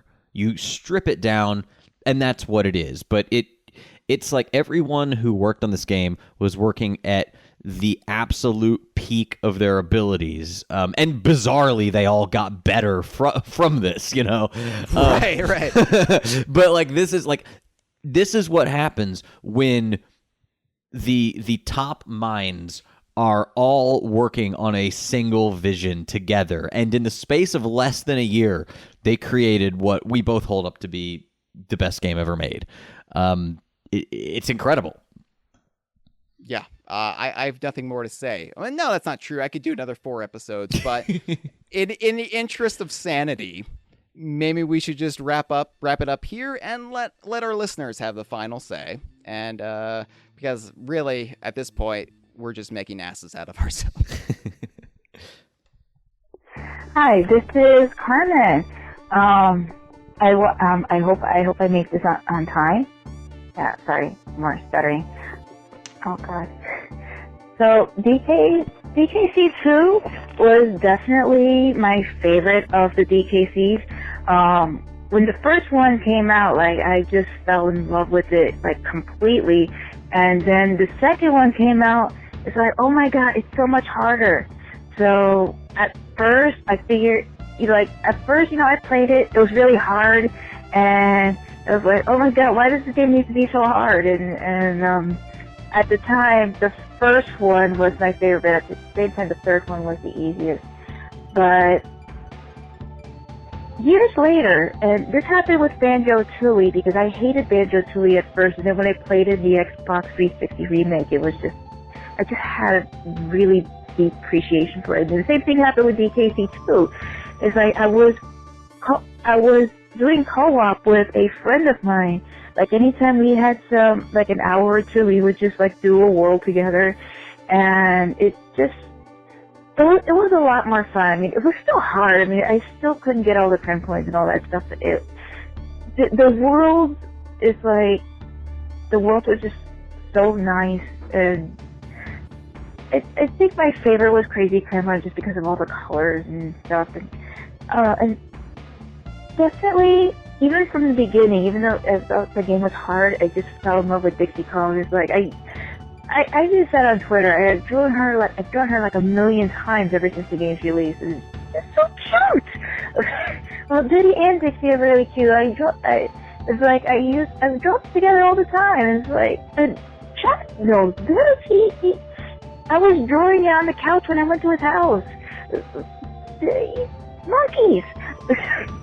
So yeah, it's something that I've grown to appreciate. You know, the level design, the characters, and just all the things they can do in terms of the gameplay. I mean, you have your iteration of the minecart stages with the roller coasters and the bramble stages. Oh my god, the music is just so amazing. The whole soundtrack to that is amazing.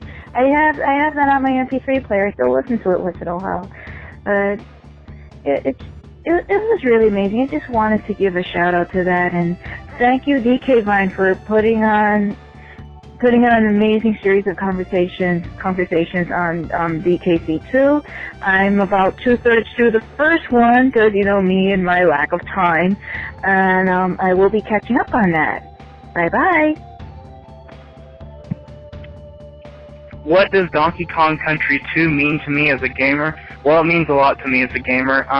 As far as my recollection goes back, the first video game I remember playing is Super Mario World on the Super Nintendo. See, it's funny, I grew up, I was born in 92, so I grew up, like, I should have been a 64 kid, but I grew up playing Super Nintendo, so a lot of people and a lot of friends I have don't really relate to me on this subject, so this is a really, like you said, a sentimental one, something to give out to that.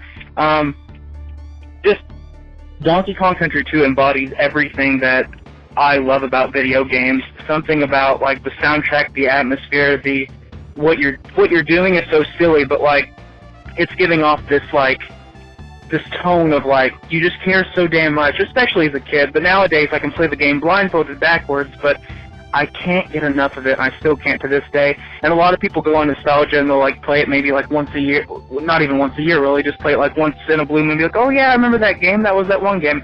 For me, that's my, gosh, I'm probably going to say either my favorite video game of all time or my second favorite video game of all time. My first one possibly being either Banjo-Kazooie or Donkey Kong Country Tropical Freeze. Yes, I thought Tropical Freeze was that good. It really was to me. I remember when my mom was on I think it was, this is as far as back as I can remember, the time Donkey Kong Country 2 touched me the most. Back then, when I was a kid, I was being like babysitted basically by my grandmother, and my mom was on a vacation or like some kind of like trip or some sort of thing for work relation. And I remember playing this Bramble Blast, this is the one with Sticker Bush Symphony, and I remember I miss my mom and everything, but as soon as that song kicked in, I just remember just crying, like something about it, like it was like it had no lyrics, but it moved me in certain ways. And it's weird because, I knew she was coming back. I knew it wasn't for long, but as a kid, I guess it's over my head and I don't understand it. But something about Wise's use of ambience and just all the effects he used in his music just really touched me. And I've always been a huge fan of the soundtracks of the games. Even to this day, I listen to it almost daily, you know, few favorite songs. But Stickerbush Symphony, to this day when I hear that song, I'm talking chills, just get chills from it. But just something about it, just I was like, there's my mom, you know, like it just hit me, and I started crying, and the song sounded great, and it mixed with my emotions somehow. And then my grandma was like, what's wrong and stuff, and I was telling her I miss Mom and stuff, and then she's like, it's okay, she's gonna be back and all that stuff. So I went back to my room and I completed the level. Long story short, what does Donkey Kong Country mean to me as a gamer, besides what I said earlier, obviously? In few words, love, memories, passion, adventure, fun, smile. Whenever I think of Donkey Kong Country 2, I just know that's the peak of, like, this is it. Like, this is, you know, not only is this the given example of how a sequel should be made, but this is just the given proof of how a game should be made in general. Something memorable, something that always brings you back, something with a soundtrack that stands the test of time, something with gameplay that stands the test of time. Takes a lot to do that. So yeah, in the end, the game is just freaking incredible, and I thank it every day for honestly being a part of my life growing up, and heck, I still play it today. You know what, after work I might go home and play some, you never know. Love it to death. Hi there, Milo here from Off of the Forums. I often say DKC2 is my favorite game of all time. It's also one of the first games I ever played at my next door neighbor's house. And I can't think of a better game to introduce me to the concept of video gaming and all that that medium can achieve. I mean, think about all the lessons we can take from it. Games can be beautiful, they can be art. Games don't need artificial difficulty or timers or point scores to be compelling. You know, you can tell a good story simply and with an interesting cast of characters. But more importantly, it's just such a sentimental game to me. I mean, it's so deep within my gamer's heart. Every level graphic, every sound effect, every one of David Wise's stunning tunes, it just takes me back and it feels like home. It's a transcendent experience overall, and I couldn't be happier to be part of a community that really celebrates it as much as we do. Thanks.